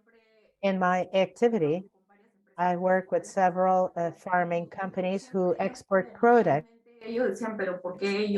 Initially, they said, but why should I have to comply with environmental issues? Why and EIA? Why should I have environmental management? And actually, environmental issues are related to any productive activities. So one of the big challenges we have with farmers is that we have quite old regulation. It's a 2012 regulation, and technologies have changed. So this regulation is not current, it's not updated. And if I think Steph mentioned that we have a high informality level in our farming. In Peru, just 1% of companies and organizations devoted to farming have environmental studies. That's quite a big challenge in terms of large farming. Now, in terms of small farming, we adopted a regulation in 2009, establishment the requirement of having an EIA. In this study, you should identify all the impacts your activity will generate in the environment, water, soil, air, etc. So, no, it's not 2009, it's 2019. So environmental obligations are related to farming as from 10 hectares above. That gives us some clarity, because in the past it was anyone who did intensive farming. What was intensive farming? Was it in 1 hectare or what? So since 2019, we established this regulation. And there we understand that small producers do not need an EIA, do not need to disburse money, which can be significant, an environmental consulting service, for example. But I think CIP has work ahead in government too, because we need to train these small farmers concerning the impacts they generate. First of all, the substantial use of fertilizers. This is very much related to PHEs and carbon, and carbon dioxide, but the use of fertilizers comes with impact in soil, but also bad management with their packaging. It's very usual to see small farmers throwing all this to water bodies and rivers, and they don't understand that these are hazardous waste. Also generating waste. Their activities generate waste with bags for plantlets or for seeds. We need to manage solid waste in small farmers. The use of fuels also for greater efficiency in terms of irrigation or production, and the pollution these fuels generate on soils, and there are no practices to mitigate these impacts. Finally, water. In Peru, we work with quite inefficient irrigation techniques, usually flooding, because there are areas in the highlands or in the jungle where there's no water scarcity, but these are not efficient practices. So there's a big challenge. We have to generate awareness among small farmers about the impact they can generate with their activities, and we need measures to help them. Concerning solid waste, for example, hiring a company that disposes of those of that waste is quite costly. So per city or per town, if you're doing projects in Trujillo or in Huancavelica, there should be collection centers for fertilizer, packaging, bags, etc., so that farmers can take them to these places and then dispose of them. This would help a lot. So the first starting point has this perspective, the perspective of training and strengthening small producers, particularly in the Peruvian case, or also making them aware that their activities also generate impacts in the environment. And in that way, we can transform them into sustainable practices. Also, what Ramiro said, basically, the carbon markets. The Peruvian market has a very big gap as compared to Mexico. In Mexico, you have done a lot of work on this. As he said, there are two types of market. One is a regulated market, connected to the climate convention and its laws and regulations, and the commitments that each member state has assumed within the framework of the Paris Agreement and this convention. And the other is voluntary markets. Voluntary markets in Peru give us some more clarity as compared to regulated markets. We have a great forest potential. We have several companies and projects that have been working in terms of voluntary markets. There are interesting projects in which the companies have partnered with Brazil nut producers in Madre Dios and Ucayali, and they do have partnerships with all these concessionaires who work with these forest products, such as Brazil nuts, and partake in these projects for carbon sequestration through RED+. And there are international certifiers that test and show and validate that they are really doing it. So these projects are now being negotiated, and there's good progress in this regard. Now, in terms of the regulated market, there are some regulatory projects, and that is connected to Peru's commitments. We're trying to have the Peruvian government decide if companies that sell carbon bonds can sell their bonds or not.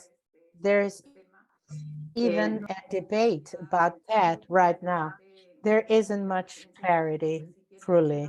Differently from Mexico, they have taxonomies, they have done lots of progress, they have things that are much clearer than us. We do have successful cases in voluntary markets, and perhaps those projects can be taken as examples to be replicated with potato or other projects. Currently, all carbon bonds are being applied for the Amazon forest. I understand you are more interested in working in the highlands with SIPs projects. Generally speaking, there are many subjects we need to work on. And from, well, you had mentioned financing, and concerning financing, there is a lot of strength in green financing. We work with banks, and banks are changing their mindset too. And that can also help with the projects you promote. Also, if you want to coordinate with others, and this is a question Monica had asked to Guy concerning coordination with the private sector. You know that all companies have to work with environmental and social governance. So they have to contribute in 8 projects or with projects that can favor vulnerable people and so on. Red Energía del Perú, which is an energy transmission company in Peru, has a very interesting project. Under those towers, they have to leave 25 meters. Nothing can happen there. No trees, no schools, no people living there. So what they did was to do urban agriculture there. Lettuce or small crops, right? And they have been working on those projects in Villa María del Triunfo, shantytown in Lima. So companies can have this kind of projects that foster funding or green funding. In the Mexican market, well, it must be different. I'm talking specifically about the Peruvian market. Well, those are my comments, generally speaking. I think there's a big challenge here, and it's great that Bayer is supporting all these projects. That's all I have to say. Thank you. Gracias, Vanessa, por ponernos esta. Thank you, Vanessa, for giving us this domestic context. We have the National Record of Mitigation Measures, which is one of the instruments that can help us to record and analyze all these issues, and it is still being built. There are many things to do, but we can start with unregulated markets. Actually, time has run out. Perhaps we can have a last comment, Steph,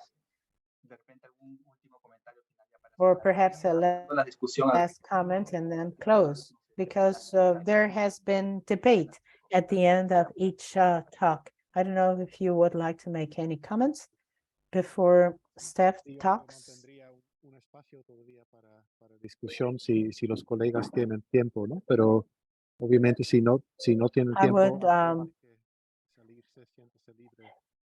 keep de salir, pero some time for debate. If creo que si you podemos need to go, echar please los feel free próximos to 20 go. That día perhaps para tener un we intercambio de can las use ideas 10 or 20 minutes for an exchange of perspectives and ideas de dicho repaso. towards our white paper. Vamos a llevarlo adelante un grupo núcleo, pero todos que quieren aportar, que están aquí en la It'll be a core virtual, group, but all virtual, those who want to contribute pues, from this grupo pequeño, virtual workshop, please do so. The first draft will be written by a small group, and then we'll share it for a peer revision. Javier, adelante entonces. Sí, siéntase Javier, tranquilo. go ahead. No tienen tiempo y que Those who have no time, please feel free to go. We're going to have 15 minutes more in debate. Thank you, Javier. Thank you very much. Congratulations for sharing all these experiences. They enrich us all a lot. I am a biologist. I do math models to configure farming spaces in the Amazon. This is a new experience for high Andean areas. Something I always say when I take my students to the jungle is that the world is telling us that we need to conserve 17% of the planet, that very seldom the government takes a look at the other 83% where we do all of our activities, and we give producers two tasks: producing and conserving the environment. And without support, it's difficult. Farmers cannot carry out these two tasks in a good way. In my experience, small farmers need markets to sell their products. That's the biggest fracture.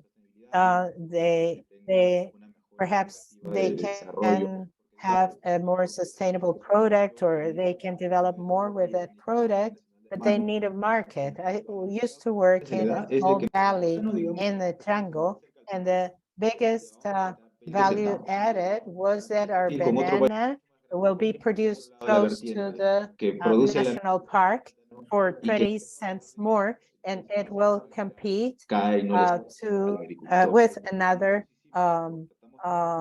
banana that is produced in better conditions elsewhere. So we wanted science to help buyers to look for these good farmers, configuring an Amazon space and changing the landscape through farming or cattle raising towards maintaining biodiversity. In the end, all the data have to be translated for the consumer. All of our science won't reach consumers if we don't translate it well, and it will even less benefit producers. The Amazon hectare has 400 trees per hectare, and a very intense one has between 80 and 100. A more heterogeneous one preserves around 100 trees to 150 trees, much lower than an Amazon forest. So how can this information benefit the products of farmers or cattle or ranchers? For example, there is a rancher who started to work with guacamayos.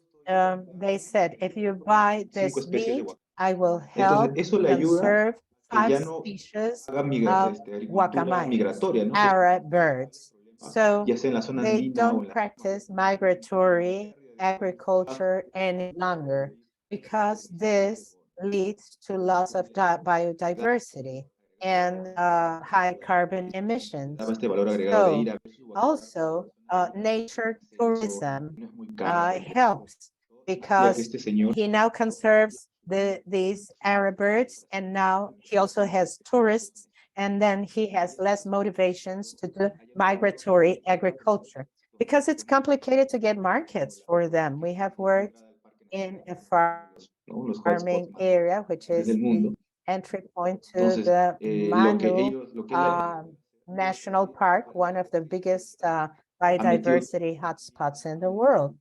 So he has used tourism, he has used the Arab birds, he keeps a stable production area and gets money so he can be more sustainable in his area. That's for small market. For the giant market, we need different kinds of strategies. Para ver qué tipo, hacia dónde se va a ir este mercado, ¿no? That's the question. Si bien es cierto, hay un mercado joven que sí puede acceder There's a young market that un producto, can increase 10 menos en or Perú, 15 cents to a product, ya hace but demasiado most of complicado. the people Querer in Peru will have más amigable problems even with this, and they won't want to access more sustainable production modalities. tratando de ver una So, configuración de un paisaje should the state or the government pueda help with beneficio taxes or others towards a much more sustainable cola en disminución de impuestos. farming, also helping in tax Y que pueda ser reduction competitivo or en el mercado, porque farming si no puede ser competitivo, technology so that they can be sustainable and competitive, because if they 2016 el can't MINAM be competitive, small farmers will fail. parte de pequeños agricultores MINAM pues es eso, acknowledges that migratory farming is de pérdida de one naturaleza y of the destrucción de hábitat. biggest drivers of Entonces, biodiversity loss and habitat destruction, manera, but they don't receive support. And this is Una what we're trying to do, ¿no? Una historia de que giving a story to the una simple papaya, product so buyers are convinced that they are not buying a simple papaya. guardar They especies. are buying conservation. They are buying comprador puede safeguarding of species, so that buyers can better ayudarle al identify themselves with these products and help y para poder farmers. nosotros This is our experience in the jungle, and this is something that can be applied in inter-Andean valleys too. Very interesting. Thank you very much, Javier. Seth, your hand is raised, and then Miguel. Yes, Algunos de mis I wanted to share with you lecciones que some of my lessons fueron súper interesantes. El único from these talks that I think were very interesting. exactamente puede funcionar un I don't know financiero para exactly how a financial model can work for la small lógica que yo llevo farmers. And according to muy claro. my logic and what you Se showed, produce David, las papas en la it's zona más alta. clear that when potatoes are un stock de produced carbón. in Ahora sabemos higher and higher areas, well, we have carbon stocks there. And we know that these farmers are the ones who use less fertilizers, and they have long fallow periods combined with cattle raising and fallow in sectors. They're also the most biodiverse and poorest areas. en Ecuador se And maneja at the same time in Peru, Bolivia, sectorial, and Ecuador, los descansos. they have these sector fallows that are common fallows. It's a common good. It's like a forest concession. They don't have private owners, and carbon stocks are in shared communal territories. There's huge wealth there because it's a communal activity, preserving high carbon stocks in biodiverse areas Externos, sobre todo, and areas in which they use less chemical fertilizers. And we also have Pero the extension no sé of cómo será el the caso de maíz. farming frontier upwards towards grasslands. I don't know how it happens with corn in Mexico, hay but in Peru it's forma similar. There de mercados are no partnerships there. There are many forma de poder small tener un sistema de farmers control interno and they need hacia atrás como internal control. They need to be science-based.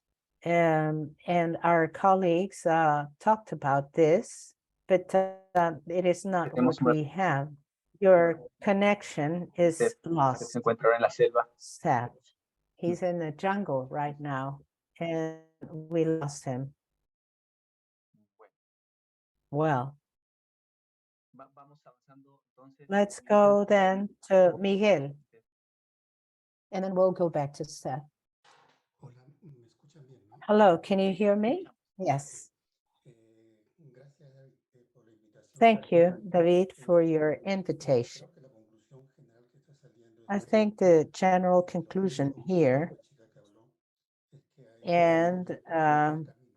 the last lecturer Precisarlos. said so Creo que is that there are many challenges ahead. We need to continue generating evidence that is more articulated in three things: technical, commercial, regulatory, and we Pero eso es un tema need que to sí develop that in Peru. lo técnico y lo comercial. And we need lots of Después hay un tema evidence, que siempre both in technical and commercial terms. Besides, tú, entre comillas, convences al agricultor a meterse en algo nuevo. how can you Yo recuerdo cuando convince decíamos farmers papa nativa en los to get supermercados, into new things? era un procesador que transforma y lo envía al extranjero, a Europa, Estados Unidos.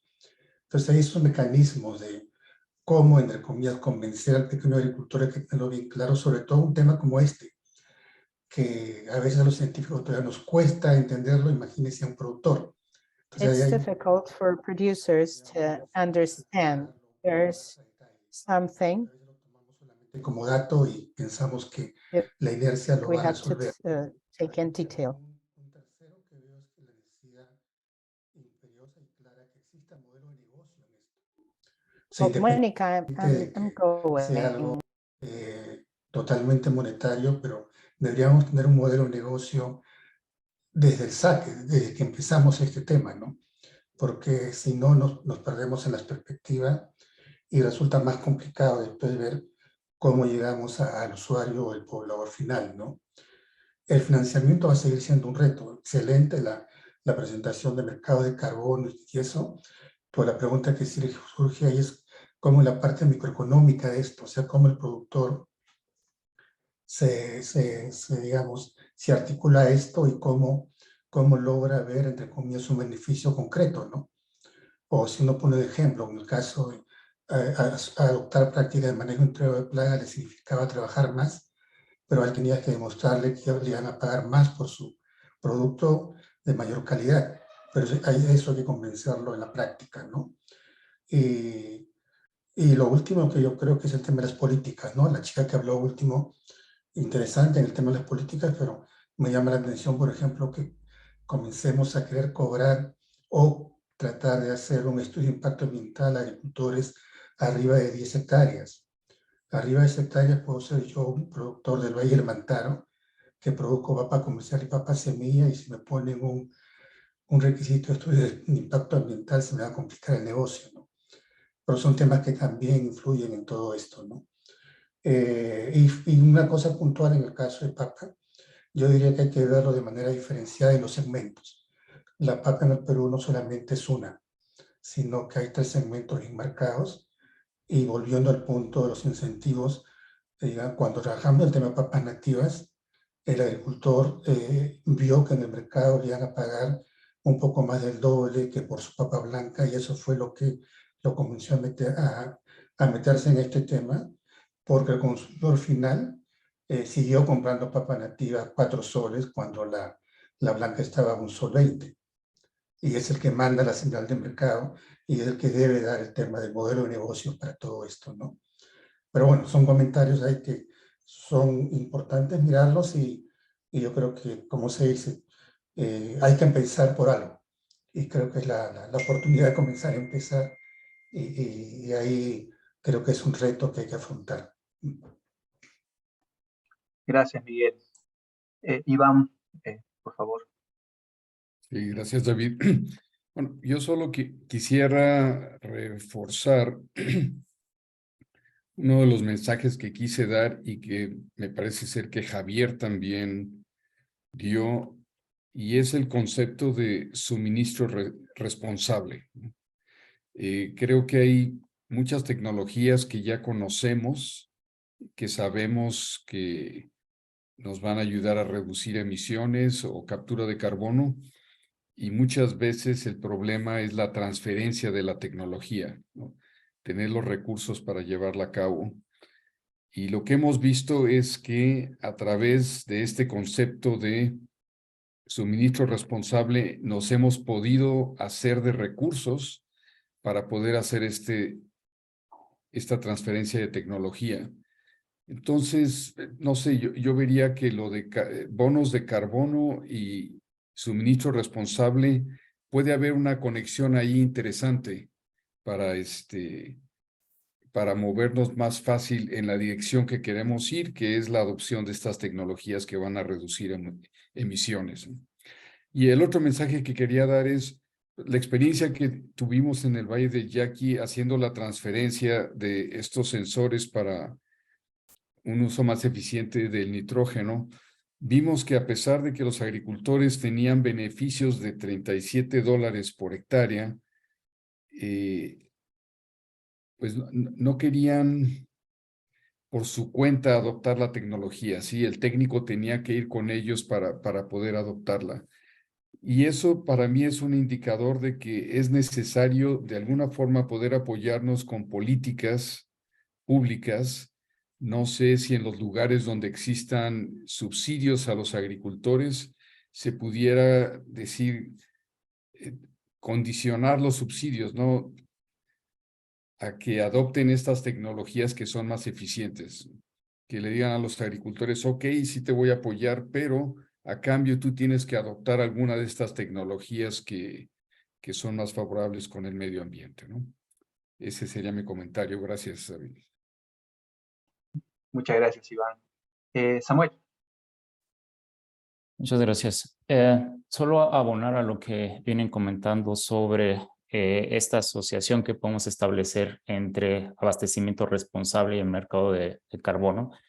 Actualmente en CIMMYT tenemos proyectos de abastecimiento responsable con empresas como Kellogg's, Nestlé, PepsiCo, Heineken o Bimbo, donde se incluyen indicadores de sustentabilidad, algunos asociados con las emisiones.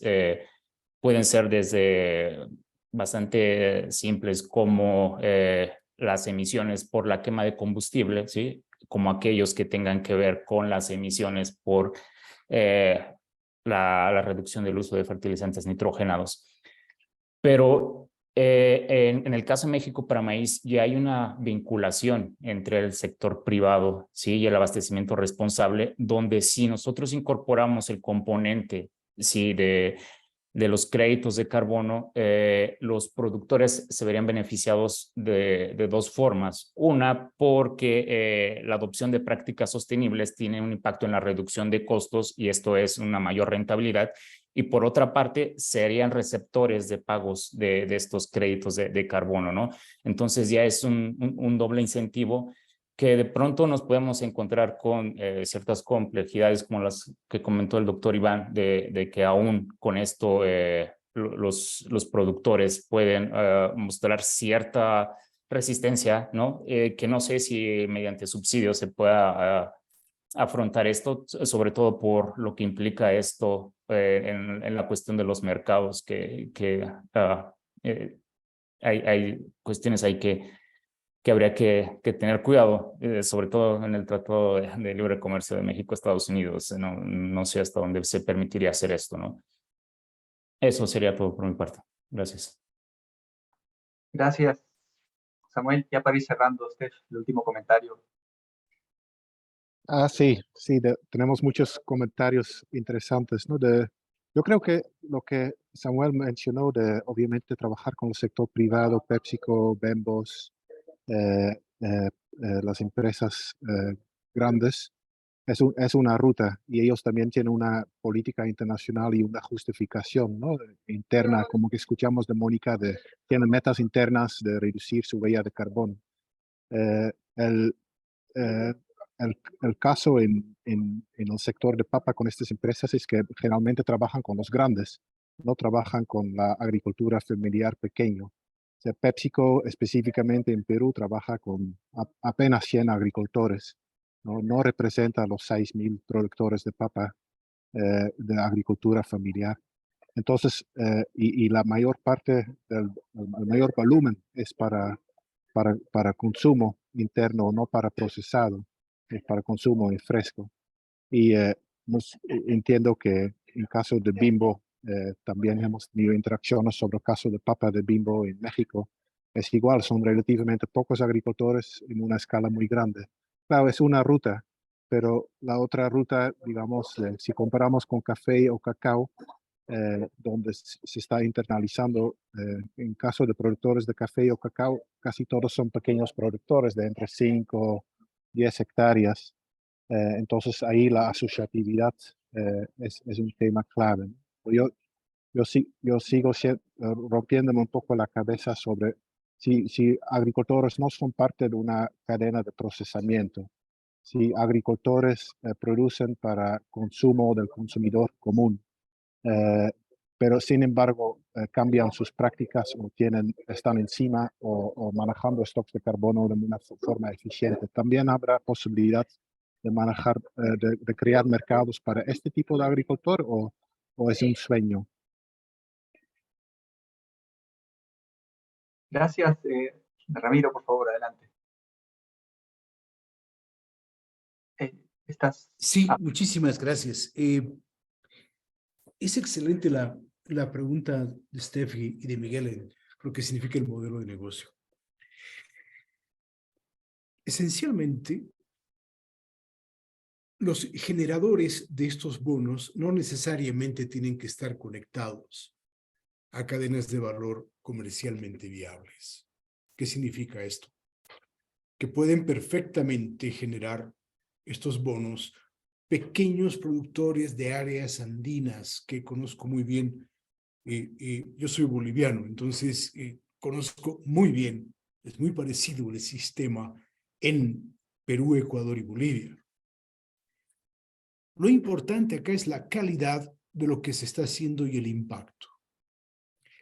Si podemos generar nosotros una metodología que incluya el MRV, que es el monitoreo, la revisión y la certificación de estos datos, y podemos articular lo que se llaman los co-benefits, los co-beneficios, que significa, en este caso, por ejemplo, lucha contra pobreza, vamos a decirlo, porque debe ser personas que están carenciadas en algún nivel, al menos.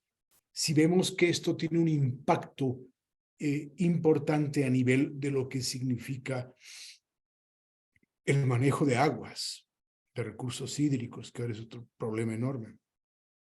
Si tenemos la capacidad que hay un impacto en género o en biodiversidad, si estructuramos de tal forma que primero sea rigurosamente comprobado que realmente se está generando, se está fijando el nivel de carbón que nosotros acreditamos que se está haciendo. Y encima entran todos estos co-beneficios. Obviamente sería muy interesante porque no tienen que estar vinculados a los Kellogg's o a los Bimbos de este mundo. Ellos pueden simplemente vender su producto tal cual vendían siempre. Pero viene un delta. ¿Ese delta viene de qué?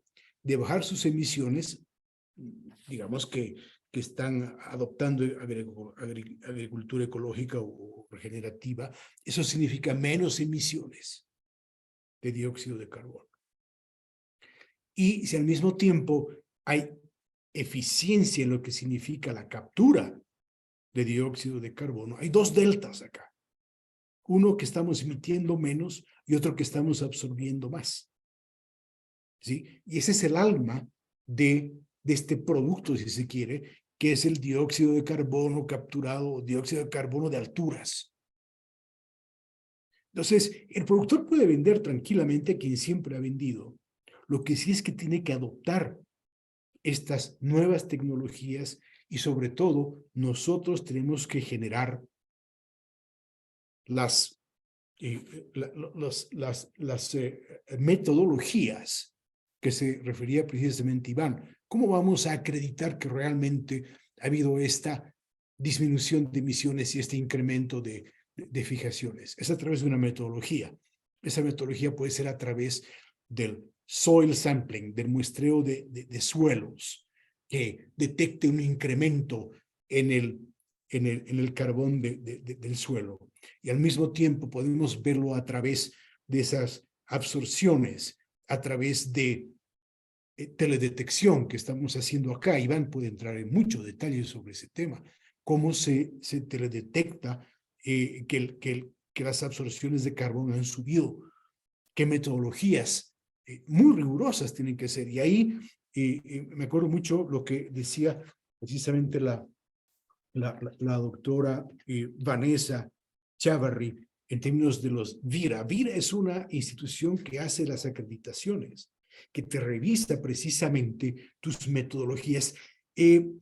Les invito a ver el último gráfico de mi presentación, que es horrible, porque ahí está paso por paso exactamente cómo debemos proceder hasta el punto final donde se venden estos bonos. Encantado, con todo gusto, yo les puedo dar lo que sé en términos de cómo se debería armar el producto, el modelo de negocio que decía Miguel, cómo se arma el muñequito, ¿no? ¿Qué cosas más se le pone de tal forma que sea atractivo y que no vendamos esto en 1.20 como venden bonos de algún país asiático que no voy a mencionar, sino que tengamos realmente un precio que sea lo suficientemente interesante como para adoptar y darle incentivos al pequeño productor, a la agricultura familiar, para mantener e incrementar estas prácticas.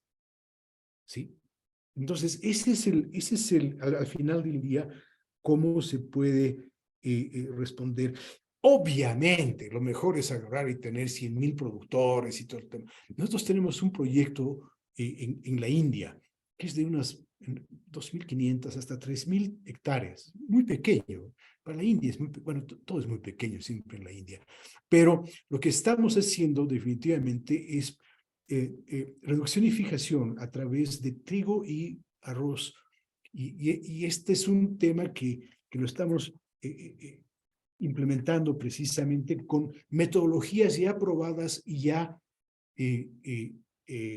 asumidas a nivel de Vira, por ejemplo, que es la gran firma de estándares para este tipo de actividades. Con todo gusto yo les puedo dar mayor detalle sobre esto.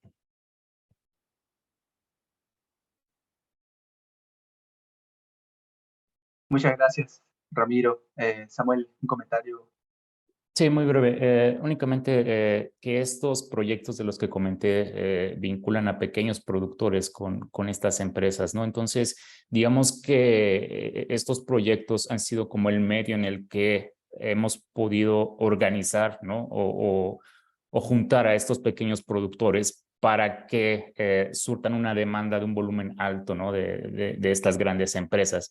El caso es, podemos utilizar este mismo mecanismo de escalamiento o seguramente podrá haber otros más, ¿no? El caso es cómo nosotros organizamos, perdón, a estos pequeños agricultores, ¿sí? Para que tengan facilidad hacia este mercado de carbonos que de pronto se complica si no están organizados y son muy pequeños, se puede perder tanto desde cómo ellos implementan estas prácticas de reducción de emisiones como el acceso a los mercados, ¿no? Gracias, Samuel. Y bueno, Cristina, tienes la mano levantada. Hola, sí, David, ¿qué tal? Estaba escuchando atentamente los comentarios, también las ponencias que han realizado. Es muy interesante este tema de los bonos de carbono, ¿no? Entonces, estamos viendo el caso de Perú, que yo creo que por ahí hay que plantearse que que el productor de papa, en más del 90% es de tipo pequeño, ¿no? Entonces, que tiene menos de 1 hectárea de papa. Y muchos de ellos realmente utilizan muy poco fertilizante por cuestiones económicas, creo que es la principal razón, pero a la vez también en estas zonas altoandinas, inclusive la zona de Sierra de Lima, por ejemplo, ellos todavía tienen una práctica ancestral que es muy interesante, que es la rotación de laderas, es decir, el descanso de terrenos por 3 hasta 7 años, lo que significa una acumulación de carbono. Entonces, yo iba en el sentido de que estamos frente a un grupo de productores interesantes porque ellos realizan una producción ecológica, ¿no? Y que ya es muy probable que ellos estén aportando a esta captura de carbono en esas zonas. Lo que pasa es que no hay un estudio preciso sobre ello, y creo que sería interesante hacer un monitoreo de la manera como lo que planteaba, creo que es el Ramiro, no sé si me equivoco, Cortega, en el sentido de realizar muestreos de suelos, ¿no? Esos muestreos de suelos nos pueden dar realmente una respuesta real de lo que está ocurriendo en esas zonas, y decir ya que este grupo de productores que tienen sobre todo papas nativas sí están contribuyendo con la captura de carbono, ¿no? En ese sentido, yo creo que decir también de que ellos tienen un costo de producción alto de papa, pero que ellos no están calculando su real costo al no considerar su costo de mano de obra, ¿no? Entonces, por ahí que es muy probable que muchos de ellos estén vendiendo a un precio muy bajo y están pues en una pérdida constante, y de ahí también la pobreza. Pero sin embargo no hay,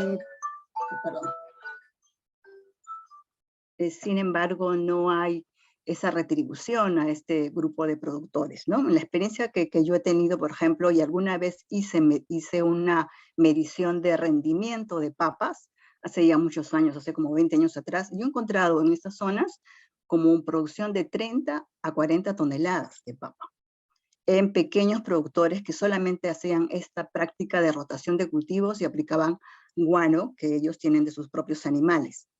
Entonces creo que por ahí hay información interesante que levantar. Gracias. Gracias, Cristina. No, y muy interesante. Aprovechando el comentario de excelencia en agronomía de la iniciativa, estamos haciendo justamente el mapeo de modelación de carbono en el suelo.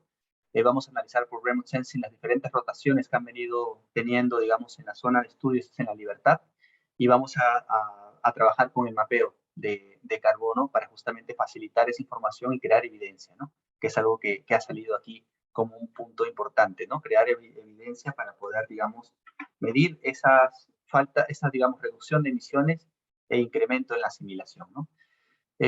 Muy bien, bueno, yo quería agradecer a todos por sus insumos. Ha sido realmente fascinante. Yo estoy lleno de, no sé, estoy lleno de ideas, y muy contento de que todavía sigan aquí incluso. Y bueno, como comentó Steph, la idea de esto es escribir un white paper en el cual pongamos todos estos aspectos, ¿no? Digamos, en un documento, ¿no? que potencialmente publicable, ¿no? Así que más que bienvenido a las personas que quieren participar aquí en esta iniciativa, ¿no? Yo ya cerraríamos entonces este primer día de Rice Shop, ¿no? Cómo construimos los cimientos para promover incentivos de una agricultura baja en emisiones de carbono. Y bueno, nos quedamos un ratito el grupo núcleo, ¿no?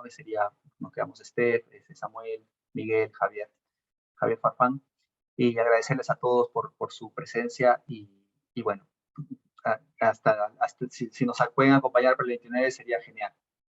Muchas gracias. Chao a todos. Gracias, David, por la invitación. Muy interesante toda la discusión. Gracias. Gracias, Guille. Sí, gracias, Muchas colegas. gracias a todos. Y Gracias, un gusto Ramiro. participar en este evento. Estamos Estaremos en contacto, Ramiro. Seguro. Gracias. Claro que sí. Sí, Gracias. excelente. Ok, gracias. Gracias Muchas a todos. gracias. Muchas gracias, David. Excelente, Ah, como chao. siempre. Gracias. Gracias, chao. Chao, chao.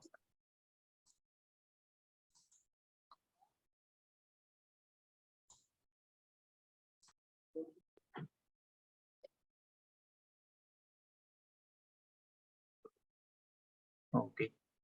Entonces, ¿cómo manejamos ya esta última parte?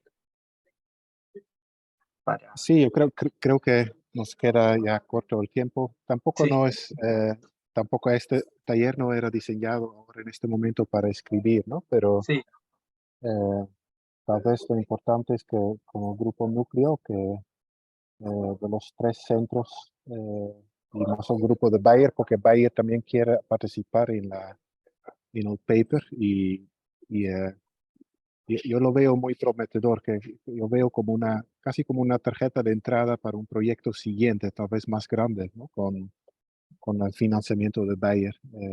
Si logramos capturar bien los brechas y como acciones siguientes. Entonces, tal vez podemos tener una pequeña ronda de intercambiar ideas sobre la estructura del paper. Que consideran que es esencial que va como sección dentro del paper. Ahí tal vez tener algunas perspectivas y la última sesión de la sesión 3 es más para conceptualizar el paper y lo que lo que también tenemos que definir un poco el calendario de escribir, ¿no? De en qué momentos queremos realmente dedicar tal vez máximo hasta la mitad de enero, 20 de enero, ahí para terminar el primer borrador, digamos, para poder compartir. Entonces es una época un poco con muchos retos también, porque justamente son épocas de reportes. Pero ahí tenemos a Javier y un equipo que nos va a acompañar un poco a estructurar, documentar la información que va saliendo, ¿no? Entonces, esta es la ventaja que tal vez entre los centros CIMMYT, CIAT y CIP podemos dar muchos insumos y Javier y el equipo van a apoyar a destilar la información. Pero tal vez primero una ronda de perspectivas de los colegas. Pues, obviamente ese es un proceso participativo y el paper tampoco no necesita ser un libro. La idea es que sea 20 páginas, 25 páginas bien enfocado, con referencias, insumos de este taller, e evidencia donde es posible.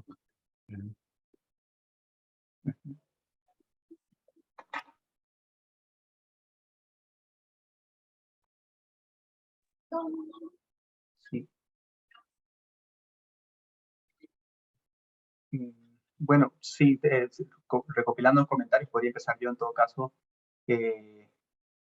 Creo que aquí tendríamos que trabajar de repente alguna estructura que permita homogenizar un poco lo que se tiene en países. Lo que veo, por ejemplo, en el caso de México es bastantes avances, ¿no? En relación a regulaciones, en relación, digamos, a cosas que ya se han ido trabajando, más que en Perú. Entonces ahí veo como una especie de brecha todavía que existe, ¿no? Pero de alguna manera podríamos entonces estar empezando con de repente las oportunidades que habría, ¿no? Para cada cultivo, ¿no? Un poco los ejemplos que se han ido poniendo aquí, por ejemplo, va a estar interesante, ¿no? De repente ver oportunidades por un lado, pero también ver cuáles son esos desafíos, ¿no? y de repente terminar con una hoja de ruta. Podríamos pensar en cada uno de los cultivos como estas dos grandes, digamos, secciones o apartados de oportunidades y brechas, ¿no? O desafíos, ¿no? Y también en base a lo que ha ido saliendo acá, plantear finalmente como una especie de hoja de ruta, ¿no? De lo que ya se podría ir trabajando. De tal manera que creo yo que, por ejemplo, el documento podría ser como una especie de agenda, ¿no? De lo que se podría tratar en un siguiente proyecto, ¿no? Eso es como yo lo veo, sería mi opinión. Vale, de acuerdo. No sé si al final nos puedes compartir el video, por favor, David, para igual sobre ese ir Claro, por tomando como supuesto, base. sí, el video Vale. va a estar disponible, sí, para todos, y todo el material también que tenemos aquí, ¿no? Incluso nos comentaban si podríamos hacer de repente un blog de lo que se ha ido tratando el taller del 27 y 29, ya sería para enero, ¿no?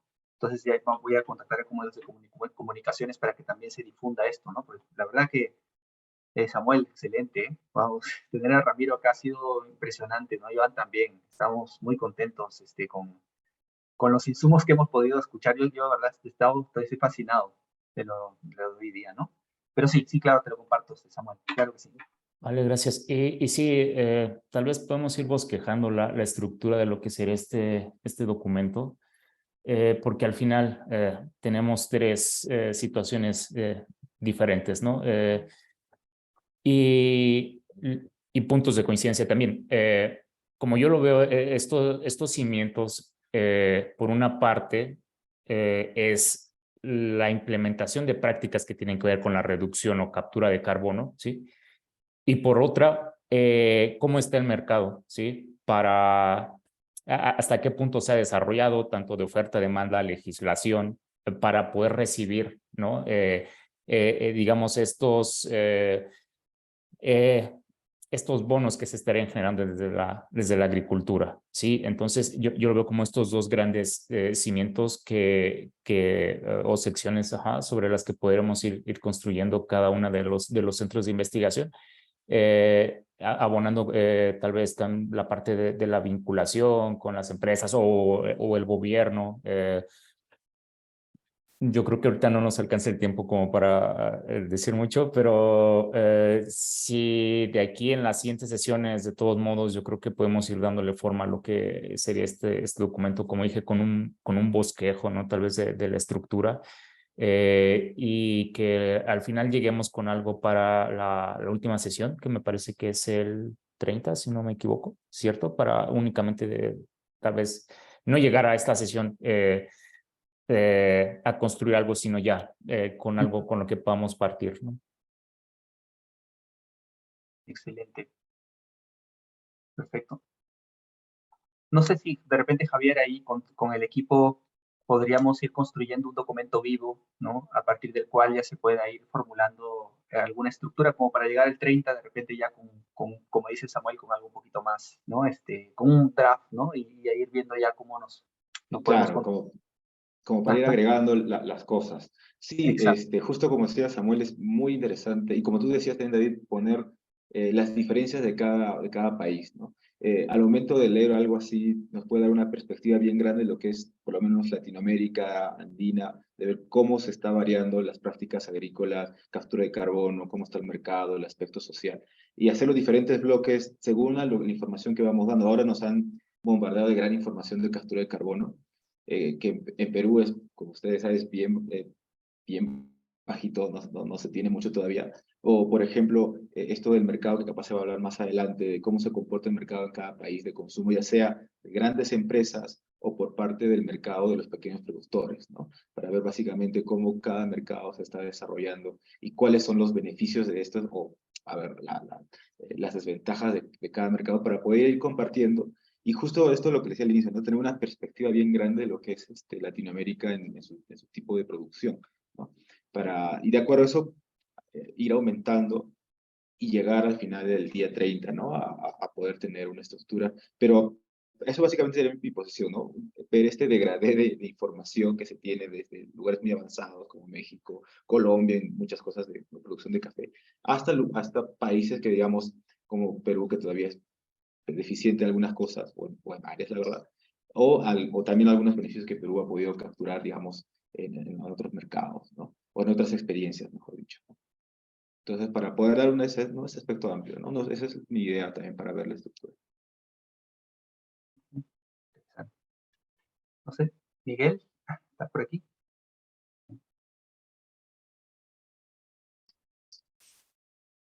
Hola a todos, lo que pasa es Hola, que Miguel. estoy aquí como en otra jornada paralela, pero los he tratado de seguir todo el tiempo.